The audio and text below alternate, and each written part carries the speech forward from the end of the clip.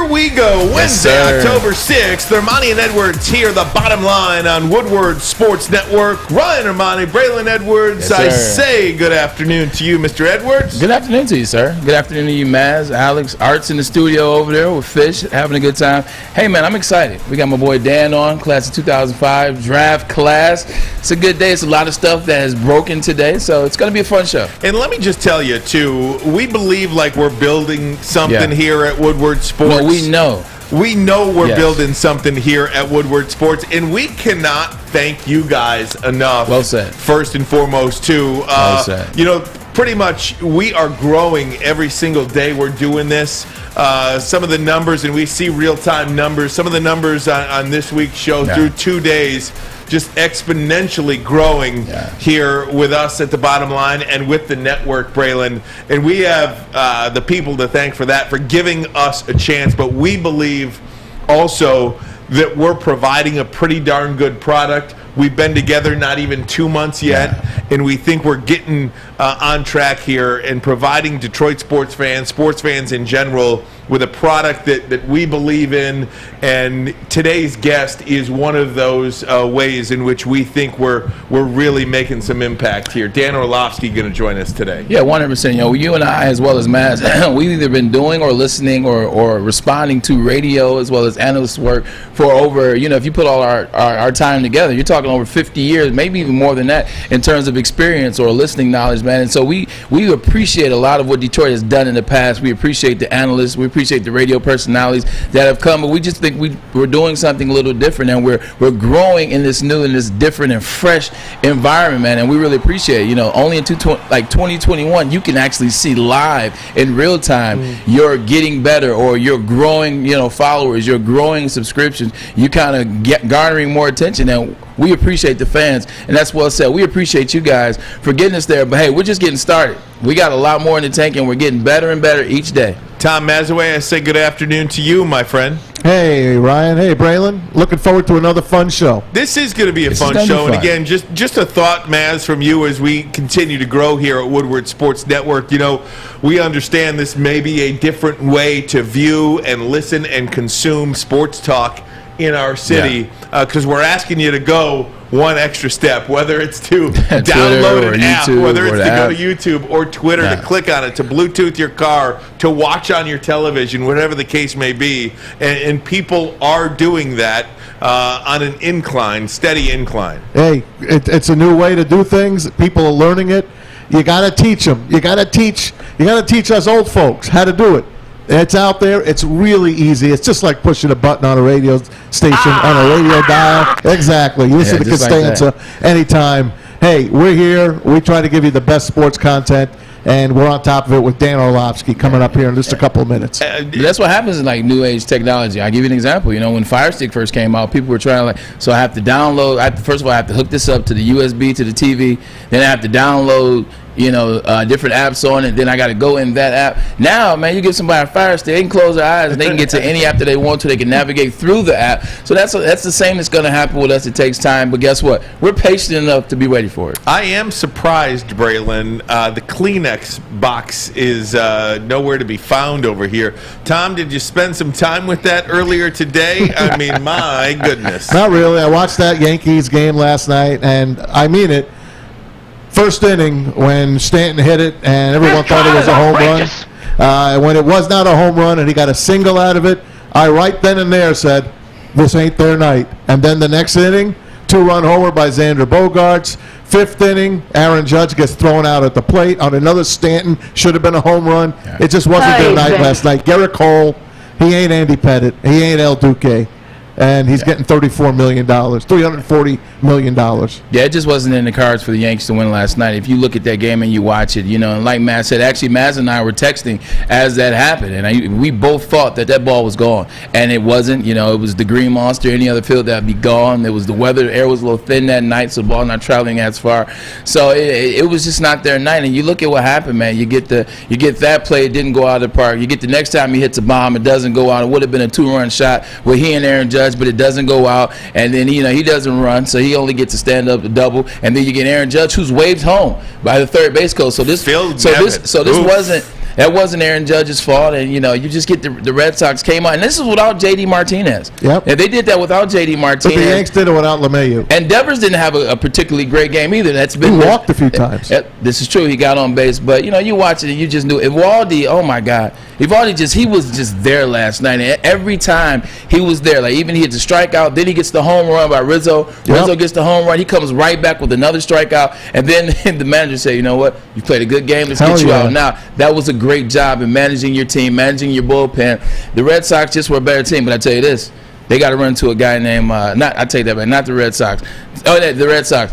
They got to run into the Tampa Bay Rays, one of the better teams in baseball, and they have 100-plus wins, which means they know how to score. They're going to need J.D. Martinez for that series. Boston's going to be tough now, but Boston will be a tough out for Tampa Bay this time. Tampa's not going to have an easy run here. That's a tough team. And on the other side, you got the White Sox and Astros. The American League is loaded. Scherzer on the hill tonight for the Dodgers against Adam Wainwright. Cardinals won 17 in a row to almost end the season. And the Dodgers, second best team in baseball. Should be a hell of a game. How about Scherzer right now? Scherzer's 7-0 since he was traded to the Dodgers. 7-0, ERA of 198. And the team is 9-0. Yeah. He's 7-0, but the team has never It's gonna be lost tough. with him in there.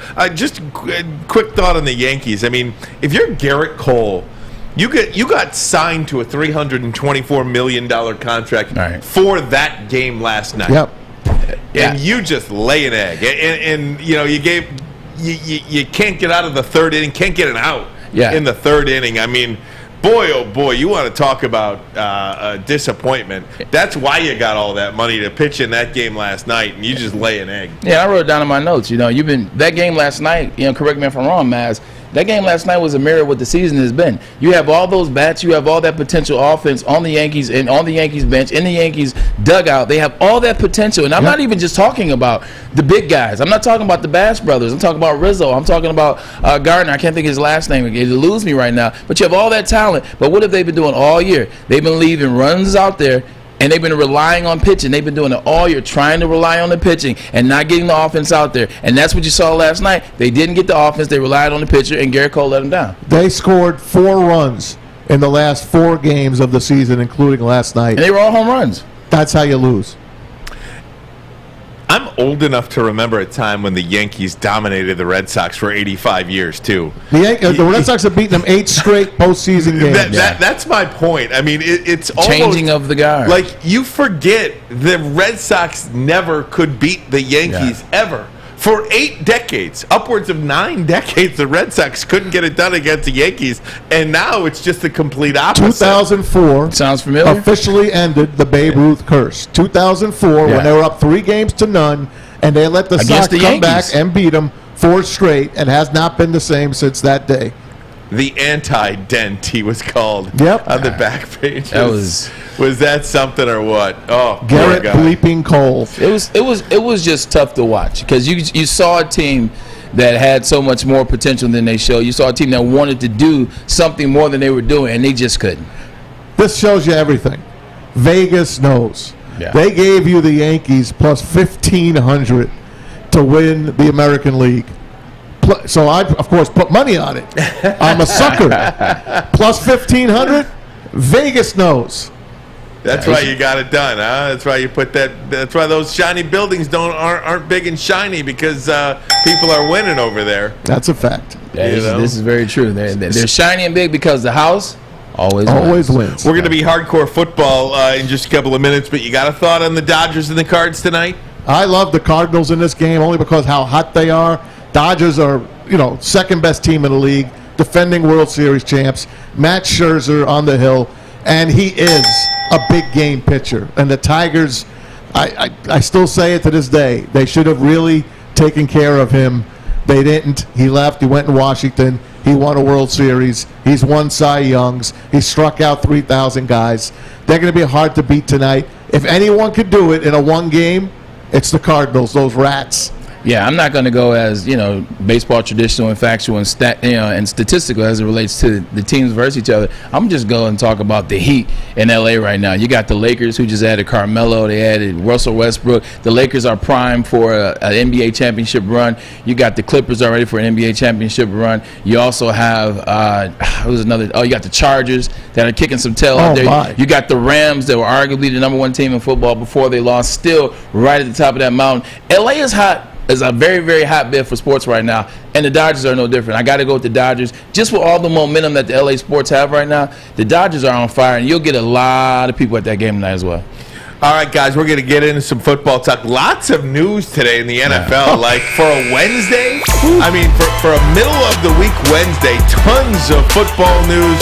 We'll get to the latest, including a prominent member of the Detroit Lions on IR. We'll share all that with you as we check in with Dan Orlovsky. Plenty of football talk. We'll do it next. Armani and Edwards. Woodward Sports Network, the bottom line.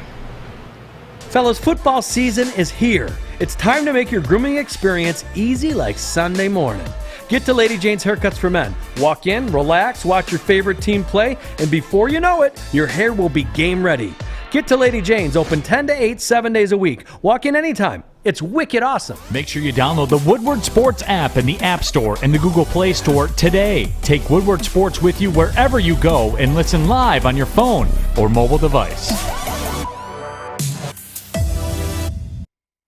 Hey everybody, it's Maz from MyBookie.ag, our friends and our studio sponsor. Oh, it's winning season right now, and if you do it at MyBookie, all the super contests are available. MyBookie, the only sports book that offers online super contests, so you can't miss out. How about this? Enter now, turn $10 into $10,000. Week 5 through week 8, make 5 picks against the spread, get them right, earn points, rise up the standings, take home $10,000. The Packers, Bucks, Titans, Vikings, and Ravens, boom. There you go. You got your 5 winners. Head on over to MyBookie.ag. Use the promo code Woodward. And make your first deposit at MyBookie, and you'll receive double your deposit. That's promo code Woodward, where you can double your winnings. Bet anything, anytime, anywhere with MyBookie. All right, right back here on Armani and Edwards. Lots of football talk going on today, including plenty in regards to the Chicago Bears. What in the world is happening with the Chicago Bears, Braylon? I'll tell you, Matt Nagy announces that Justin Fields is going to be the starting quarterback. Actually, it was the Chicago Bears Twitter that announced that Justin Fields was going to be the starting quarterback. Matt Nagy, some way, somehow, was talking about, well, if he's healthy, Andy Dalton was going to be the starter. And then all of a sudden, the Chicago Bears Twitter account had to come forward and say, Justin Fields is our starting quarterback. Matt Nagy meant Justin Fields, didn't he? It was a mistake. He didn't mean Andy Dalton. No, he meant Justin Fields.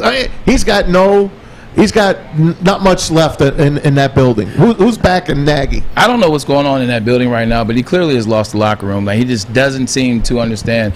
They drafted Justin Fields for a reason. They want to play Justin Fields, and I understand if he's trying, and maybe he doesn't think he's going to be here long. So maybe for Matt Nagy, is thinking about the immediate right now. I'm trying to win with Andy Dalton. I know Andy Dalton has Pro Bowl potential. Maybe he thinks he can command control. Maybe he's an easier quarterback to write a game plan for and to go against these NFL teams. But it's just not the right thought. It's just not the right thought. He's separating the locker rooms. He's separating the town. I don't think it's a good look for you to have a conversation. Like, how do you legitimately say Andy Dalton is our guy when he's healthy? After Justin Fields gets his first win, he executed a game plan to win. And then that second half, not only did he execute, he looked really good. Some of those throws he made, and some of those reads, some of the throws that he made, he looked really good. He looked like a quarterback that we want to draft in the first round. So, I don't know what's going on, but Matt Nagy, you're in trouble. It is the topic of the day, and as we bring in Dan Orlovsky, former member of the Detroit Lions, fan favorite here all the time, class of 05, the best person going at ESPN right now, perhaps the best analyst out there, period, anywhere. Dan Orlovsky joins us on the Armani and Edwards program. Dan, thanks for the time. Thank you. Good to be with you guys. I love how Braylon says class of 05, and he was like the 5th pick of the draft, and I was 145th. Well, definitely the class of 05. It's just a different different time frame in that class. Well, hey, don't cut yourself short. What you did up there at UConn, you were that transition period and really got UConn looked at and going from 1AA to Division I. So you were that transition piece that people looked at and said, you know what, that team in stores, they can play some football. Let's go ahead and put them in the D1. So don't short yourself. I appreciate it. It's good to be with you guys. Man, good to hear you. Hey, Dan, let me just ask you, what in the world's happening in Chicago right now? Yeah. I think that the way that Matt Nagy has handled this, he kind of handled it in the vision of, well, this was an ideal situation, both coaching and player, that he wasn't on somewhat of a hot seat and expected to win, and that he didn't get the second-time young quarterback that they could go and draft and develop, and that he had just a wealth of time moving forward. That's not what the situation is. Or that he had this veteran quarterback that was going to just have to kind of be the bridge, so to speak, that they had this really good roster of offensive talent and a good offensive line and great skill position guys, where the veteran quarterback could just kind of be okay, the supporting cast would carry this football team, and that young quarterback could just sit there and really kind of soak it all in until he was completely capable of handling all the offense. That's the ideal situation. That's just not Chicago. And I think the reality was Matt Nagy, for some reason, convinced himself of the alternative universe, so to speak, the alternative reality. And the thing is, he needs to show, one, I can develop this young quarterback. I did not, nor could not do it with Mitchell Trubisky. And then two, I need to win football games. Like, they got to win. He's got to do both. And I just, it's been very odd. I think the commitment was made to Andy Dalton early on that he would be their guy. And listen, I love that they're moving forward with Justin. The one caveat I will say about it is he is now hundreds of reps behind everybody else. He didn't get any starter reps in training camp. He should have started the first 2 games. So we're all going to look like it is, well, Justin Fields, week 5 starter. Nah, man. He's kind of still in his second or third preseason game, so to speak. And so that's what happens when you become so hard-headed to a situation. Yeah, you're 100%, you're 1,000% correct, and I agree with you. I look at a situation like Mitchell Trubisky. One thing I always say, Dan, is in order to win in NFL, you got to win in college. Mitchell Trubisky didn't win in college. Justin Fields, on the other hand, did win in college. He did win in high school. He's won at the highest level. He's almost won the complete prize at the amateur level. But let's transition. I heard you say something about veteran quarterbacks. I know we don't have you for very long, so I got to get out as much as I can. What do you think about the situation with Big Ben in Pittsburgh? Are we making too much of him being old and being hurt, or is it about that time for him? No, it's that time. But no one should be surprised that we're having this conversation. We try to tell everybody about this last year, and then we try to tell everybody about it this offseason.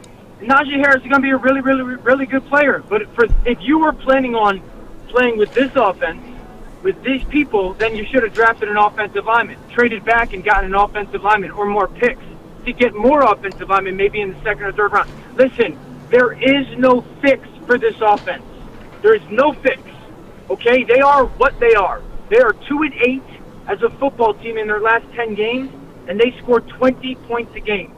Braylon, you can have a bad offensive line if you got a young mobile quarterback, because he can cover up for some of that. Or you could have a great offensive line and an immobile quarterback, because they'll keep them protected. Yeah. You cannot have a bad offensive line and immobile quarterback. It don't work in football. No, it doesn't. Okay, so the Steelers have made this situation what it is. That being said, Big Ben has too many misses in his game right now. There are too many missed throws. Now, he nor this offense is good enough to make up for some of those missed throws, and that's the difference. Listen, Carson Wentz has missed throws. Josh Allen has missed throws. Shoot, Patrick's got missed throws. But they're explosive enough or good enough to make up for it. Pittsburgh is not. I get it. He's a Hall of Famer. Guess what? If you bench him, he's going to be a Hall of Famer in January. That's not going to change. Yeah. And what the risk for Mike Tomlin and this organization is, if you mean to tell me that the quarterback that is playing the worst in the NFL, whether he's protected or not, that Dwayne Haskins or Mason Rudolph aren't better options, then why the heck are they on the roster? That's a great question, Dan. And speaking of why the heck are they still on the roster? Why are they? I'm going to be bouncing around on you here. Why is Urban Meyer still the coach? How is Urban Meyer still the coach in Jacksonville right now? Yeah, y'all know where I stand on this. Yeah, and Braylon said the same thing yesterday, Dan. Yeah, man, like, miss me on the whole, I'm paying this guy to coach. But you're not. There's 32 freaking jobs in the world like this. 32. All right? There's 32. If you are not going to take it as seriously as you expect the players in the locker room to take it, then you got to go. You're an 0-4 football team, and as a coach, you're telling me culture, we're changing. And you stayed. You didn't fly home with the team that just lost in heartbreaking fashion, mind you. That's given everything they got. I don't got any time for you. Has he lost the locker room? We're past that. I think he's lost the coaching staff as well. I wouldn't want to coach with him. What you mean? I got to fly home with the team, and I got to come into work on Friday, Saturday, Sunday because I got to figure out how to get our offense or our defense to play better, and you're home? Miss me on that. Now, why is he still the coach? My guess, honestly, is that they don't – the money aspect, that they don't want to be paying all of that money to a coach that they're firing. Other than that, I can't figure out the justifiable reason to think that he's all of a sudden going to win the trust back. How? That's impossible. By not going, you know what I'm saying? I don't think how. Once, Braylon, you know this. Once trust in a locker room, it's over. Or a coaching staff, it's over. Gone, come on, man, you ain't getting that back. It's over. And I agree with you. What you said, 1,000%, and I was on board with that. I just added one even little nuance. I said, if you're doing this at 0-4, what are you doing at 0-8? What are you doing at 1-7? Right. Like, what is your way to cope, as we said? What is your way to blow off some steam when your team is 2-12? Like, what's your way then? So if this is what you're doing at 0-4, you've shown me enough. That's all I'm saying, man. Hey, Dan, thanks for coming on with us. I got Lions stuff for you, man. We're 0-4 here. Dan Campbell's under a little bit of heat for his fourth down calls. Jared Goff's been fumbling. Everyone knows, the word on the street, Sean McVay kind of gave up on him. He wanted Matthew Stafford. He got the better part of the deal. The Lions got the great draft capital coming up. Do you think the Lions, going forward, are you happy still with Dan Campbell and, of course, Jared Goff going forward? Well, I mean, the reality is 12 games left. I think this football team's been in 2 games that you go, man, they easily could have won. There was no expectation, at least from myself, that the Lions were going to be a 9-8 football team, so to speak. They're close. They were ultra aggressive last week against Chicago. I would always say on the road, it's not 4th and inches. On the road, opening drive, go get yourself points. I always kind of believe in that just to kind of put some pressure on the home team. Yes, I still believe in Dan because it's 4 games in. I think that Dan is trying to do things the right way. Jared Goff's a good quarterback. Is Jared Goff going to go and take over a football team that's decimated by talent deficit? So no. Jared is a quarterback that when things are good around him, he's going to play at a good level. And we've seen stretches of that. I think that, and I said this in a tweet, I think they got 3 young guys on offense, more so than is Jared Goff the answer.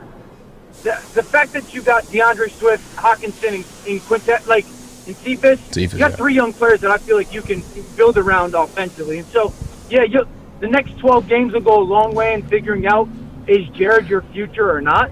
That's a fair question. That was part of the trade. But trying to Band-Aid this situation and kind of doing it as a quick fix is unrealistic. And I hope the Lions just can continue to commit to the long game. Hey, Dan, go back to April when they took Penn Sewell and he was on the board. And you had a guy like Micah Parsons and you had the quarterback still out there. In hindsight, what would you have done if you were the Detroit Lions? Yeah. Seeing how good Micah is, I would probably go, man, Micah. I don't pretend to study defensive football and know the insides and outs of it. So I was just listening to people talk about Micah and the people that I value their defensive opinion. They were saying he's good. I don't think anybody expected this good though. This Micah Parsons looks like, who he looks like? He reminds me of Patrick Willis years ago, Braylon. Remember with the 49ers? Oh man, I played with Willis in 2011. Different guy, different type of animal. Yeah, just an absolute beast. And so Penny's great, though. I mean, you look at Penny and go, yep, we got our left tackle for a long time, and even though Decker's there, Decker hopefully maybe moves to the right or something. So I love Penny, and I hate pitting players against player type of thing, but watching Micah Parsons and how he's been able to do the things that he's done, man, I could sit there and go, man, Micah Parsons really would have been a big-time player for this organization. Hey, Dan, I got to take a 30-second break. Can I keep you for a couple of minutes, or do you have to go? I got about 5 more minutes, yeah. Perfect. 30-second break, 5 more minutes with Dan Orlovsky. We'll be right back. Armani and Edwards. Woodward Sports Network, the bottom line. Tony is a third-generation logger that has a simple, practical approach to life and work. That's why his Coast DX342 knife is perfect for him. The stainless steel blade is rust-resistant and made for all-weather use. And the double roll-lock safety ensures that it will never inadvertently close when he doesn't want it to. That's why Coast is trusted tough. Right back here on Woodward Sports. Ryan Armani, Braylon Edwards, Tom Mazaway. Thanks for hopping on with us here. Dan Orlovsky, ESPN analyst, NFL analyst. Just the best going right now in our opinion and in the opinion of a lot of people. Dan, I wanted to ask you about these rebuilds. You know this place, man. You're here. You lived it. How long does this rebuild take? I mean, what as a Detroit Lion fan my whole life, why should I buy into these guys? Why now? What's different now? Well, I think that you buy into Brad Holmes and just watching this year's draft. I said when the draft was on the board and all those sexy receivers were on the board, I said you'll know what kind of dude you got with Brad Holmes right after he takes that first pick. The fact that the Devontae Smith was on the board and he didn't take him. To build it kind of inside out, you have to do it the right way. Listen, when I was there in 05 to 08 and then back in 14 to 17, everybody would talk to me about 05 and 08, and they would ask me, hey, man, why are you guys so bad? And after being in the NFL for a couple years, and this is a serious conversation I had with people, I started paying attention to it. And I would tell them, dude, look at our last 10 first-round picks. They all stunk outside of like Calvin Johnson. And then I would go, look at the Steelers. Look at the Ravens. Look at New England. Look at their first-round picks. If you went over a 10-year span, 8 of them were hits. And if you went over a 10-year span with the Lions, 2 of them were hits. And I think that just looking at 4-game sample size with watching Penny Sewell go, all right, that guy can play. And that makes you – I'm not trying to sell you a fake bag of goods, but no good team in the NFL has got a bad general manager. They do not exist. And so you got to have a guy that is picking the right people in a servant type of mindset. Selecting players, which is the general manager's job, has to be with the servant mindset. Who are we trying to be? Who are our coaches trying to make us? And what players fit that mold, both on the field, schematically, personality, and character-wise. Now, that's easy words for me to fire off, but the fact that Brad Holmes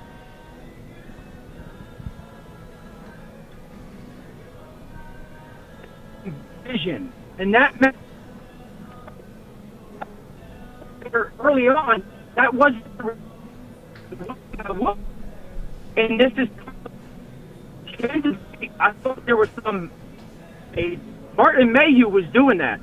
And for some reason, that wasn't enough to keep Martin around. Yeah, and Dan, no doubt. I mean, just look at this team's first-round picks from 2015. Since 2015, Laken Tomlinson, Jarrad Davis, Jeff Okudah, 3 first-round picks since 2015 are no longer playing for you. Yeah, man. And then if you want to talk about, like, if a perfect example would be, talk to me about the Los Angeles Chargers and how they flipped it. So I don't want to say quickly, but I don't know, their first-round picks in the last 4 or 5 years are Derwin James, Joey Bosa, Justin Herbert, and Rashawn Slater. That's just Pro the Bowlers. reality is that first dude. I mean, dude, and that's just the difference, man. You got it, and I feel that's the point for Lions fans if you want something to hold on to, something to cling to for hope of the future, it looks like your general manager, at least in his first draft, got that first-round pick, got that right. Yeah, I know you got to go. I'm going to make this real quick. First of all, shout out to my boy Haroon. Haroon and I were sitting here talking about you a couple weeks ago, and Haroon said, why don't you get Dan on? And then Dan, he started tweeting at you, and I said, you know what, he has a point. If you want something in life, go get it, and you were so gracious with your time. So really appreciate you, and I really appreciate Haroon pushing me in that direction. These are real quick and fast. Who do you think is the best team in the league, and who's the best quarterback right now this year? Best team in the league, best quarterback right now this year. Best team in the NFL right now, I'll say, is the Buffalo Bills. I think they're the most complete team right now. They're blocked punt away from being 4-0. Best quarterback in the NFL right now. Oh, goodness. I'll say Aaron Rodgers still, man. Wow. Aaron Rodgers has made some throws over the last 3 weeks that they just don't make sense. Now, Kyler Murray's right up there for me. That was my guy right there. That's my guy. That's who I like right now. Yo, that stuff, Kyler Murray, the difference between Kyler this year and last year is Kyler is seeing things happen before they happen. As a passer, I don't need to tell you guys he's incredible athlete, right? As a passer, you're seeing things before they happen. Once the quarterback starts to do that, dude, watch out. Hey, Dan, Braylon lied. This is the last question. I'm sorry. What should the Lions do going forward with the Calvin Johnson situation? Okay. It's an embarrassment. Yeah, it is. Calvin's probably the brightest star of the organization outside of Barry Sanders in the last 40 years. You can't put a price on that. You can't put a price on what people view you as. You can't put a price on your character, your integrity. That's not just for individuals. You can't tell people, I love the Lions. You cannot tell people that you are trying as an organization and brand to represent this and not have your actions follow. Calvin is invested and committed to that community. You should do everything in your power to make it right. Cut the check plus some. Cut the check plus some. That money should have been sitting in the bank. Well, that money should have been sitting in the bank with interest on it. Cut the check plus some, apologize publicly and to Calvin and his family and say, listen, you are an important person to our organization moving forward. We're thankful for everything that you did on the field because I was there. The only reason why people watch those games sometimes was to watch 81 go. Make it right. Make it right. Dan, we can't thank you enough for your time, man. You are so awesome on Twitter. You're so accessible to people. Thanks for giving us some time too. And Braylon, I know everybody here has all the utmost respect for you, sir. Thank you. Yes, sir. Nothing but respect to you, Dan. Really appreciate you, buddy. Guys. Thanks so much. Thank you, bud. See you, Dan. 05. I appreciate you guys. Keep killing it. Later. 05, all the best, Dan Orlovsky. Yeah. And look, that's Maz. I'm glad you brought that up. I had it on my sheet here, but I really was curious about his take about that. Cut the check plus some. Remember, I told you hand that big check in for at least 2.5 mil, 3 mil. Hand that big check over, Miss Ford. And a public apology is what Dan Orlovsky said. He hit the nail on the head. He's right now, man, he's on fire in the last year and a half with his takes because I agree with all of them. I'll tell you, without having the benefit of any inside information, there's really, at least on the surface, to most people, without the organization saying anything about it, there is one person in the Lions organization that is responsible for the fact that this hasn't happened yet. W-O-O-D. It's Rod Wood. Yep. Right? I mean, W-O-O-D. And again, that's just my opinion on it, and I can't. No, you're right. I mean, without the benefit of the organization coming out, without Sheila Ford coming out, speaking to the media and saying this is the reason why we're not paying him. No.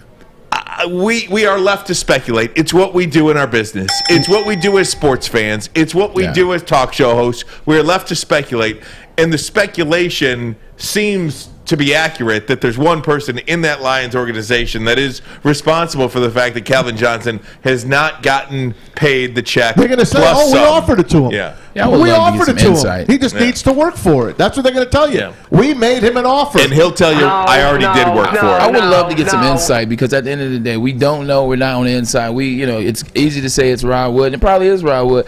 But how do we know that Ron Wood isn't the front? Like, he's the fall guy for what's going on. Like, the front. That's why I say. So that's why I say I agree Braylon, with you. I always leave myself an out. You gotta leave yourself out. I always leave myself an Gotta out. leave yourself out. And that is from years of being in the business. Yeah. But one thing you said about the Detroit Lions, too, that I think does give you some hope as a Lions fan. Just look at the Lions draft. Yeah. Go look at those first 6 rounds, even the 7th round. Minus Penn Sewell, according to Matt. But look, he might have done something differently. You might have taken Parsons. You might have taken the quarterback. But the player itself, look, he's 20 years old. He's an offensive lineman. Is he going to be anything in the future? We hope so. You didn't need him. Yes, you may not, but you know what? With Ragnow and Decker out, maybe you did need them. Can you imagine where this offensive line would be at Minnesota if you had no Taylor Decker, if you had no Frank Ragnow, and if you had no Penn Sewell? They would be Kentucky Fried Chicken. You'd be putting Jared Goff in a body bag. Bro, he was the second worst. To take your order. He was the second worst rated offensive lineman last week, back-to-back weeks. So you tell me, is he that big? Is he that important right now? Or is Micah Parsons on the defensive side of the ball important? Because look what you got there. Well, it's week to week because we were trying to put him in Canton Hall of Fame. And we were trying to put him in Canton after week 1 and after week 2. So it's week to week. So we got to calm down and relax. Guys, let's stick with this because there are a couple of more reactions that I have to Dan Orlovsky, some of the comments that he made regarding the Detroit Lions and the NFL. We'll do that next. Germani and Edwards. Woodward Sports Network, the bottom line. You know why realtors love using Hall Financial as a lender? Because of our commitment to speed and service. We have nearly 4,000 5-star reviews already. Call today, 248-308-5000, or go to callhallfirst.com. Make sure you download the Woodward Sports app in the App Store and the Google Play Store today. Take Woodward Sports with you wherever you go and listen live on your phone or mobile device. Hey, everybody, start a new career in an industry that is always essential, the heating and cooling industry. Learn more today by visiting northwesterntech.edu. Right back here on Woodward Sports. Tell a friend about us. We can't thank you enough for all your participation here with the network, and we hope you enjoyed interviews with Dan Orlovsky. That's what we're trying to provide for you here on Woodward Sports. Yeah, 1,000%. We're doing this for you. We love sports. We love to talk about sports, but we love to present a product that is fresh, that is new, that is something that you'll appreciate. So if you appreciate Dan Orlovsky and Jay Billis and Sean McDonough and Gus Johnson and Tiki Barber and the list goes on, we're trying to provide these individuals so that you can get a good take, so that you can get a fresh take, and so you get a take of your own. This is Detroit, baby. We're trying to give you a take so you feel a part of the show. How long does it take? How long does the rebuild take? And I think that's the question. I don't got 6 years. Like, you ever see Rocky, what was it, Rocky 3? When, 4, Apollo. Yeah, it's Apollo, part 4. I didn't got 6 years. He said, so some chump can come in here and knock this bum out? No, he said, what about me? Apollo's talking to Rocky about Paulie. Yeah. And Rocky says, for Paulie, it takes about 6 years for him to get regular. He's a little mentally irregular. That's when he was training. And then Apollo says, I ain't got 6 years. I know Dan Campbell has a 6-year I ain't got 6 years. This is real. I don't have it. I need 2 years. What do you have? 2 You years. got 2? 3 max. Wait till you draft your new quarterback. That starts the clock over. You better be in the playoffs 3 years from now, or I'm done. I got nothing left for you. You'll be Zero, done. not even 0.5 No more do I Honolulu have blue left and for you, silver? okay? No more Honolulu blue and silver? No, I'm telling you, it's out. But one thing Orlovsky said that I say every single day we talk about the Lions. Forget about the second-round pick. The second-round pick is a thing here in Detroit. All the second-round picks are a bunch of... Their first-round picks are terrible. 3 of the last 6 are bumps. 2015, Laken Tomlinson. 2017, Gerard Davis. Those guys should be Pro Bowlers right now. And in 2020, Jeff Okudah. Yeah, 3 of your last 6 first-round picks can't play for you. For Mavs, the 2020 as well as the 2021 drafts are the coup de grace as it relates to what we could have done.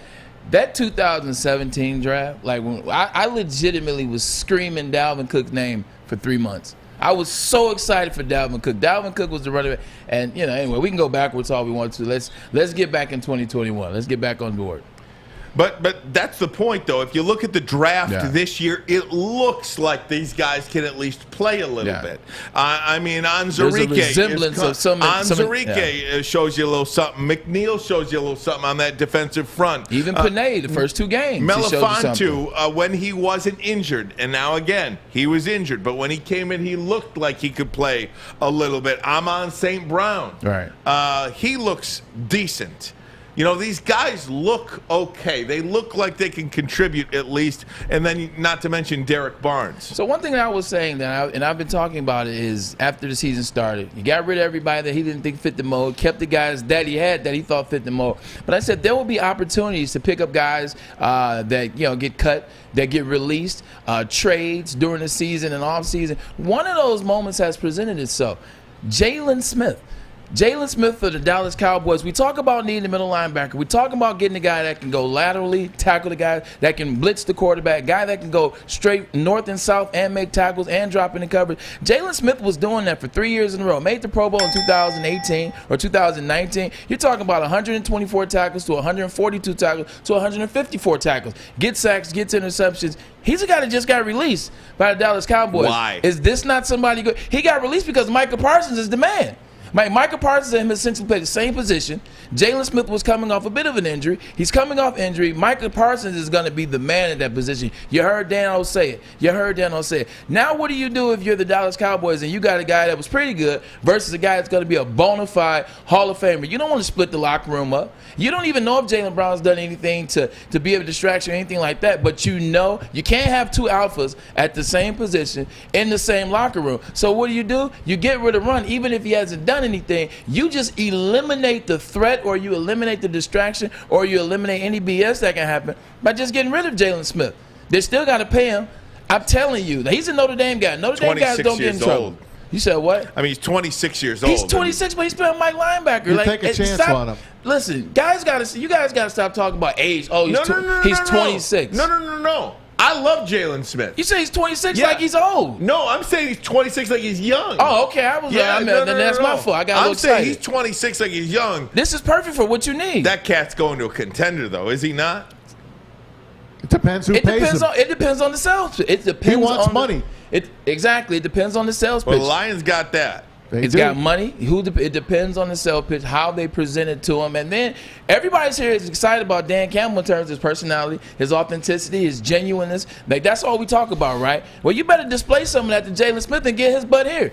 Yep. He doesn't have to change too many colors. Like, they're almost similar. It's blue and white. But, I mean, if you look at it, Maz, I mean, of this defense, there's nobody. The only people that are going to stay on this team are the people you just drafted. Onwuzurike and Ali McNeil. And maybe Julian Okwara. Maybe you give him a role. Everyone else, you could say goodbye. I mean, everyone else, you could say goodbye. And with Onwuzurike and McNeil, those might not even be starters. Correct. They might be rotational guys for you. I'm just saying they just started. When you get good enough to be right, they just. We shouldn't even say that because we don't know what they're going to develop into. We don't have any idea. But Jalen Smith is an intriguing player. And then what happened today was Stephon Gilmore being cut by the Patriots. But he wasn't cut. Not cut. Traded for a 6th-round pick of the Patriots to the Carolina Panthers. I never understood in football, and maybe I'm just slow when it comes to this topic. How do you trade a guy that was Defensive Player of the Year 2 years ago,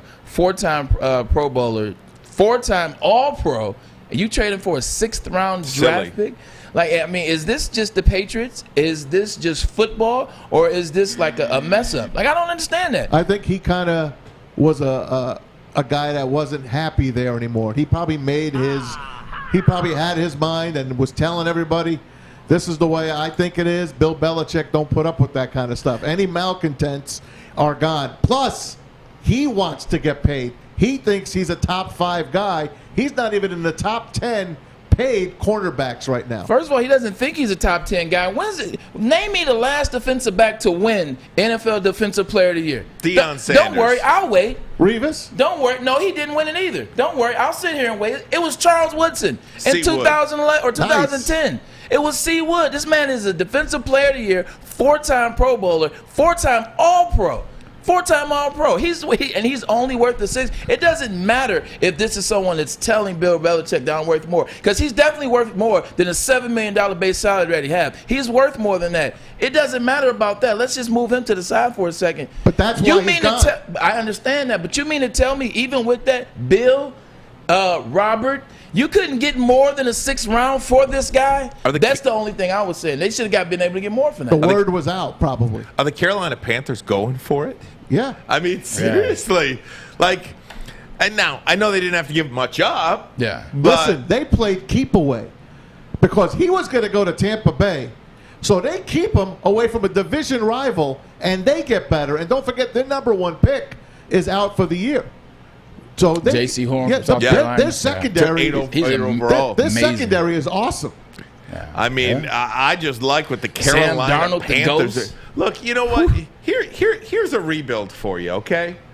This is year 2. Now, year 2 for Matt Rule.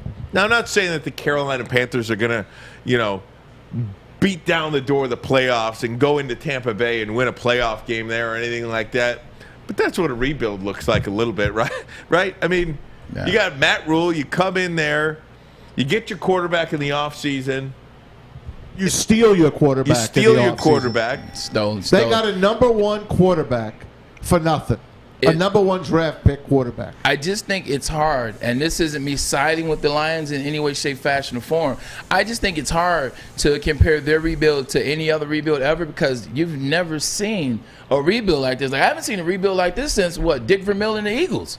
Right. Like, that would be a good one for you, Maz. Dick Vermeil and the Eagles is the last time I've seen a full rebuild like this. Like, he wasn't like Matt Rule at least walked into Christian McCaffrey. He at least walked into some players, and he was able to say, okay, well, I can go get these players and start to build a little bit more, correct? Like, Dan Campbell walked into nobody and then got rid of the guys that we somewhat knew. So I just think I've never seen a rebuild like this. And even when Dick Vermeil did that with the Eagles in the late 70s, early 80s, I wasn't even alive for it. But that's the closest that I remember that I've in history will be the Eagles, Dick Vermeil, a full rebuild. I hate making statements like this because I will be totally honest with you. I don't know if I've given it much thought, but are the Lions one of the worst teams in the NFL in years? Like, I think Houston is really bad. Hey, bro, can I just correct you? Yeah.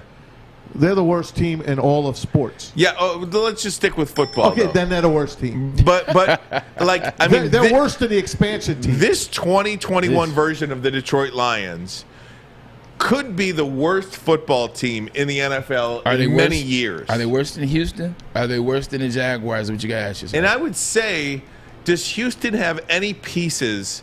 Like, I don't think Houston has to replace 11 players on defense. No. I think Houston, with a quarterback, could probably roll out of bed and win 6 games. If Deshaun Watson played quarterback for the Houston Texans, I think they could roll out of bed and win 5-6 games. Easy. I don't think the Detroit Lions could do that. If we had Deshaun Watson. If the Lions had Deshaun Watson, I think your talk, maybe he can luck you into 2 or 3 wins. No, but this roster, where it is right now, with the injuries they have sustained as well. I mean, you're talking about your best defensive player, your 2 best defensive players, Romeo Okwara and, well, I shouldn't say your 2 best, Okudah. He's out. Right.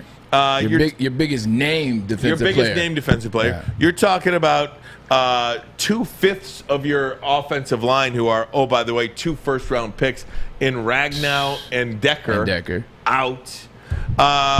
We want to say, if you remember last Thanksgiving, I think they handled the Lions pretty well. Yeah. I think they beat it by 30, if I'm not mistaken. Yeah, they did. You're talking about your number 1 wide receiver in Tyrell Williams out. I mean, played 2 downs, I think. If you combine the roster itself with the injuries this year, this team that takes the field at Minnesota could be one of the worst football teams in many years in the NFL. Yeah, if you're adding all that together, I would definitely have to agree with you. If you were just talking about before the season, and then that'd be up for debate. But adding injuries into what the players that you have or the lack of players that you have, that's an interesting one. I would have to agree with you. All right, let's go back to this topic at the top of the hour.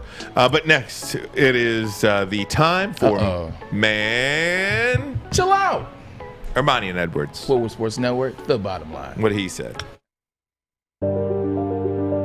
I'm looking to bring on another HVAC tech right now. We are recruiting 5 to 10 techs a month. We're looking to grow and expand. Every new tech we hire is from Northwestern Tech. The hands-on training is fantastic. They're always my first call. We love hiring Northwestern Tech grads. They come out trained and ready to work. Our program is only 10.5 months, and our next classes are starting soon. So why wait? I'm looking to hire a graduate of Northwestern Tech. Northwestern Tech. Northwestern Tech. Northwestern Tech.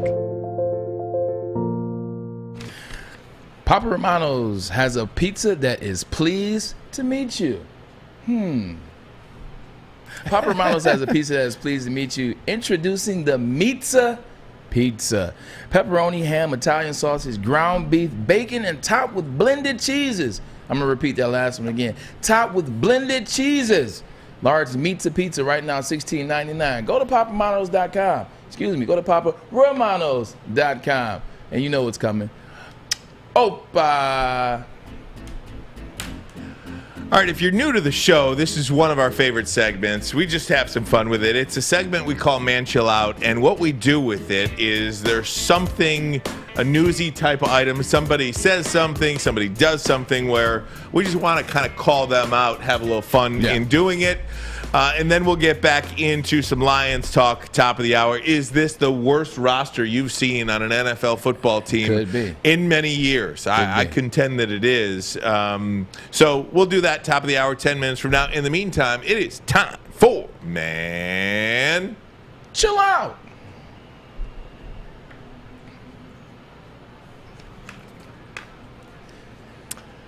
All right. Here's a good thing about Man Chill Out. You can also, chill yourself out. There have been twice so far this year that we've chilled ourselves out. I chilled myself out once, and I believe Man's chilled himself out once as well. So nobody's takes are off limits. If you got a bad take, you're on the Man Chill Out segment, baby. All right, so here we go. Going to play this clip for you guys. He is one of the best of all time at doing it. John Sterling, long time play-by-play guy for the New York Yankees. Just a gem of a voice. This was last night, wild card game. Mind you, he is 83 years young. The pitch to Stanton. There it goes. Deep left. It is high. It is far. It is gone out of the ballpark. A Stantonian home run. Now, what did I do wrong? What did I see wrong? He's at first base. Oh, poor guy. So that was off the. By the way, Braylon, that was a home run in any other park. Any other park. In baseball. Other park. It's not even close. Any other park. But John Sterling, 83 years young. I will tell you, if you were watching the game on ESPN last night, Maz, you can attest to this. I was watching on ESPN. A much younger Matt Vasgersian made the same mistake. He just pulled out quicker.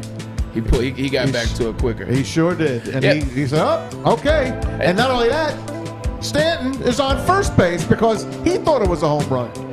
Yeah, there's nothing you can do about that. I mean, he hit that ball so hard. I legitimately texted the group chat. I had turned my eyes away for 2 seconds. I was in the middle of a text, and it sounded like a gunshot went off. I looked at the screen, and I just knew it was gone, and it hit off the wall. Older ballpark, maybe some of the sight lines for the press box aren't the greatest. Whatever Older excuse eyes. you want to make, that's fine. And you might think that I'm about to man chill out John Sterling. I am not. No. Anybody that has calling out John Sterling this morning that he can't do it, you ain't watching baseball. You ain't listening to baseball. This guy is still one of the best to do it. So for all the people out there who are calling out John Sterling for the full home run call last night, I say to you, man, chill out. Yeah, only person needs a man chill out from that game yesterday would have been Dan Neville, the third base coach for the Yankees, for waving Aaron Judge home. He could have got a definite man chill out because he kind of blew the game a little bit for him. I'll go next. I'll say Maz, the best for last. Mine's is very simple. I don't have a long rant. I don't have a long go off and raise my voice or things of that nature. Matt Nagy, man, chill out. Like, that's it. Matt Nagy, we don't know what the hell you're doing out in Chicago. I know the front office doesn't know what you're doing. The fans doesn't know what you're doing. You know, oppositions don't know what you're doing. Man, chill out. Like, you know, you got a guy who finally gets his first win. He's a young quarterback that you drafted to be the future. Showed you why you drafted him. He looked good against the Detroit Lions once again. It is the Detroit Lions, but nonetheless, it's an NFL team. He looked good, and you happen to have the audacity to say, if Andy Dalton is healthy, he is our guy. Same guy that couldn't get it done last year with the Cowboys when he had ample opportunity. Same guy that couldn't get it done in Cincinnati for the past decade. Man, chill out. Very nice and simple. Sweet and to the point. And the Bears, of course, came out with that tweet. This is how you go over top of your ridiculous head coach. No, he was just joking. The guy running the Chicago Bears official Twitter page, he just called it audible. He trumped Nagy. Our head coach is a really not so smart person. I'm going to go ahead and make this call for you, Coach. Duh. That's it's tough. So great. That was Hallis and McCaskey calling down and saying, no. Nagy, that's not your guy. Your guy is Justin Fields. So fantastic. Nagy and Urban, man, they might be sharing that same bar seat soon. Who's gone first? Because Urban would be gone. Urban's going to coach this week. Urban's going to coach this week. They're both going to coach this week. I think Nagy would be gone first because if Urban was going to be gone, he would be gone by now already. Even if they lose this week, it has nothing to do with his record or how he does getting better. He's going to be there because they would have got rid of him already. Nagy goes before Urban. They might wait on Urban until 2 more weeks when they have a bye week. Remember that. The bye week is when a lot of stuff happens. Yeah. So let's give it 2 weeks. Let's see how the Jags play. If they get creamed, and I would probably bet against them the next 2 weeks. I think that's a safe bet. If you guys bet football, bet against the Jags. Because if they quit on their coach, you're going to see it in the next 2 weeks. That's the determination. No All right, question. Maz, you're up. Mine's the Yankees and the Red Sox game, and I'll make it short and sweet. Garrett Cole, $324 million pitcher. His second year in New York. Last year, obviously, was a COVID year. Maybe we could even throw that year out. The anti-dent. If you remember the beginning of this year, do you remember when Garrett Cole almost was in tears about not being able to use that spider tack? If everyone forgot about that, he was almost in tears. He was like, I don't know how. I mean, I don't know. What do they expect us to do? He hasn't been the same pitcher since then. Then he tweaked his groin. And then last night, he imploded at Fenway Park. Couldn't even go 3 innings. Aaron Boone ran out to the pitcher's mound and got him out of there with 2 men on in the third with the Yankees already down 3-0. That's embarrassing. That's Terrible. embarrassing. That's embarrassing. Okay, man, I don't know how he comes back from this, to be perfectly frank. A-Rod thinks he'll win the Cy Young next year. That's what A-Rod said on the game last night. He's always one for second chances. But you could win the Cy Young all you want. Ask Clayton Kershaw about winning Cy Youngs compared. Seriously, I mean, you don't get paid to win the Cy Young. You get paid to win in the postseason. Oh my God! When you throw that pinstripe uniform on, wow! You don't. I don't care how many Cy Youngs you got, Clayton Kershaw. I don't care how many Cy Youngs you got. What's your name? Garrett Bleepin' Cole. Yeah, yep. you make 100%. You make 100% factual sense because remember all that A-Rod was doing when he first got to the Yankees. He would have these great seasons. He would have these great home runs, RBIs, MVP caliber runs batted in. But what would he do in the playoff? He played like a turd. Yep. He played like a turd. Like he got no respect in the Yankees. He got no respect in New York or for the Yankees until what happened? 2009 when they won and he went ham in the playoff. That's when he got his respect. So it doesn't matter about the individual awards. You get paid to do one thing: do the best that you can in the playoffs and bring home the trophy. And another guy like that for the Yankees, we called him Mr. May, Dave Winfield. Ooh. Back in the 80s, Dave Winfield got all this money. Mr. May. They call him Mr. May. It sounds like Chris Shelton. How about that? Isn't that something? Mr. April. Continuing at on the the game Yankees, on Monday. Joey Gallo is batting like 100. Gallo. Joey Gallo. He said like 100. He's horrible. He strikes out. He doesn't move batters. Man. Horrible. Get rid of him. I know they traded for him. Get rid of him and finally fire Phil Nevin, third base coach for the Yankees. Nevin, I'm sorry. Former Tiger. He sends Aaron Judge to his death. He was out by 10 feet. He sent Aaron Boone to his death too with that play. Did. He was out by 10 feet. It was a joke. Oh, man. It was like in Major League in the beginning when they still were bad. Yeah. And Wesley Snipes slid in. He was like halfway to the baseline. It's like the Prince Fielder. Oh, my God. He killed all the mojo. But you know what? Yankees, chill out, man. Tear it down. Everybody. It's over, man. Maz, what's the talk in New York right now? Tell me about Yankee fans right now. They're embarrassed. They want it torn down. They've lost 8 straight games to the Red Sox in the postseason. There could be nothing worse in New York right now. I swear, nothing sports-related worse in New York than the Yankees, what they did this time. It's You have embarrassed us. Tear it down. What do you have to say to them? Yankees, go to hell. Go to hell. Poor guy. Yo, you know, we got to do something special for Maz, man, because you got the Yankees, you got the Mets. We got to take you to dinner tomorrow night or the Lions. man. We got to do something Lose good for to any other team, not them bums. The Bo Sox. Are they the dirtiest looking team you ever seen? Is there a good looking guy on that team? They're a bunch of dirt mercs. You know what their hashtag is? Yeah. Dirty water. That's their hashtag. That is there. Maz, you chill know what out. that dirty water is? It's a lot of dip. Hey, guys, I want to jump back into some Lions talk if we could.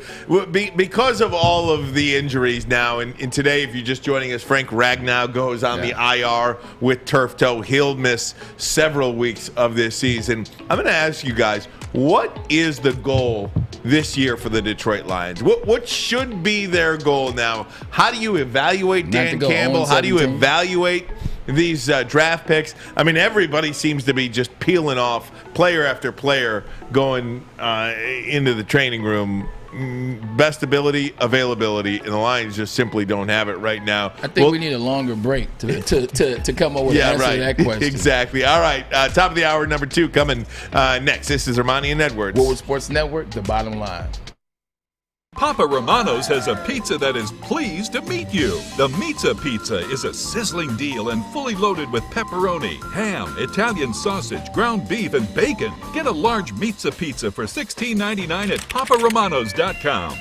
Make sure you download the Woodward Sports app in the App Store and the Google Play Store today. Take Woodward Sports with you wherever you go and listen live on your phone or mobile device.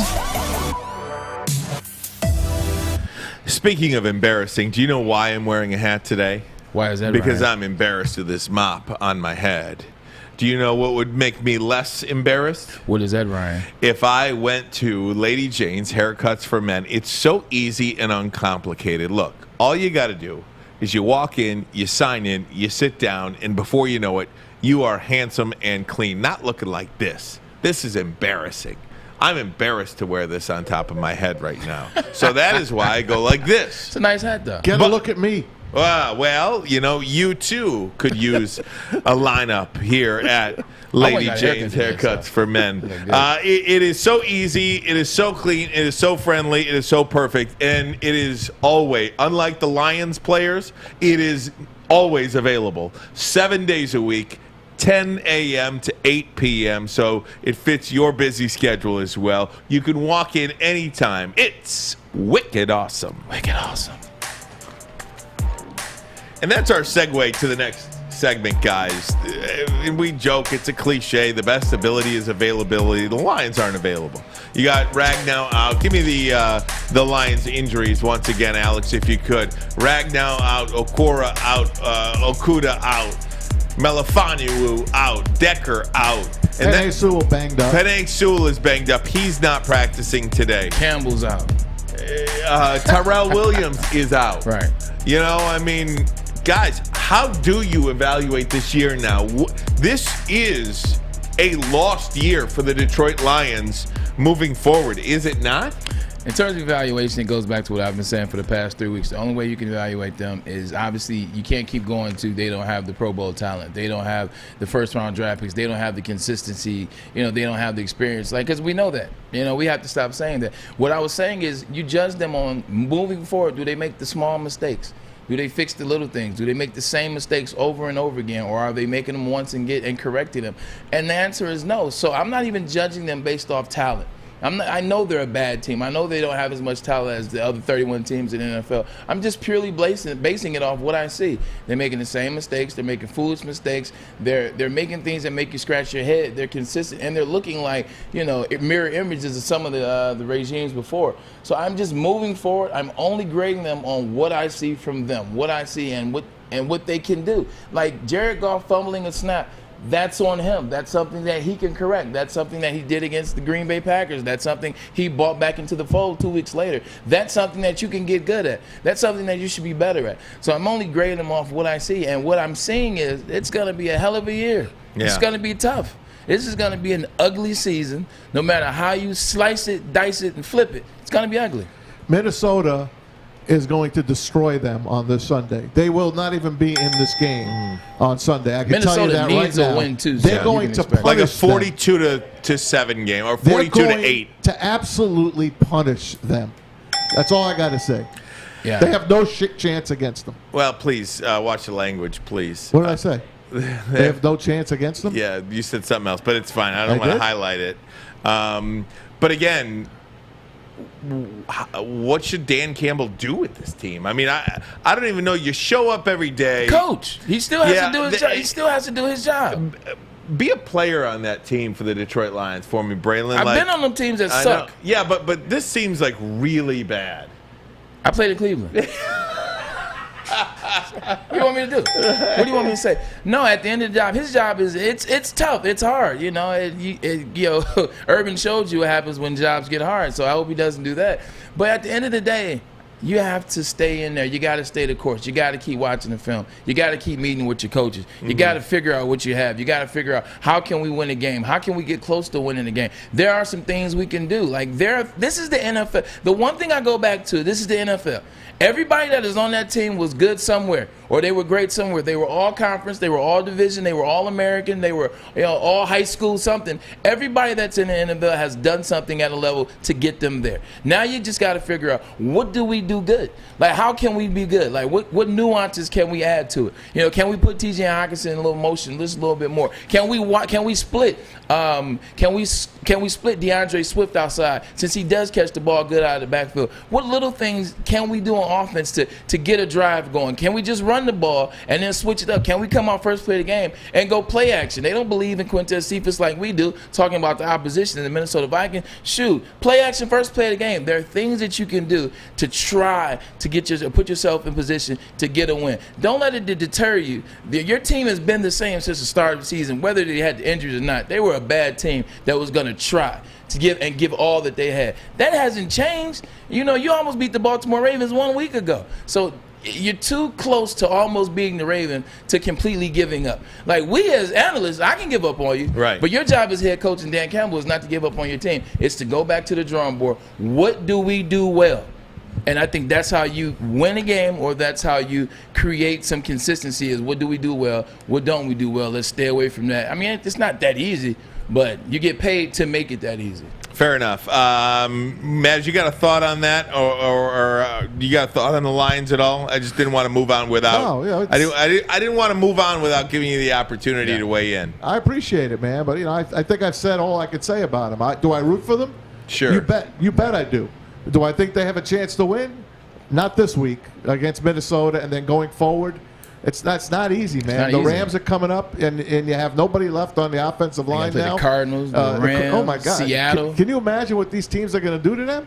Yeah, it ain't going to be pretty.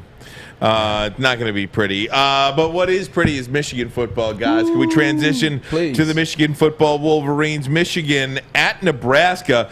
Michigan a 3.5-point favorite this week. Night game in Lincoln. That is a tough place to play under the lights. These guys, back-to-back weeks, are going to have to go on the road and win a football game. Braylon? Yeah, one of only a couple teams to actually play in the state capital, them Ohio State. Just random facts, random knowledge. But it's going to be tough. And the reason why it's going to be so tough to me, I was talking on Big D Energy with the boys D-Mac, Nick Rule. I heard you.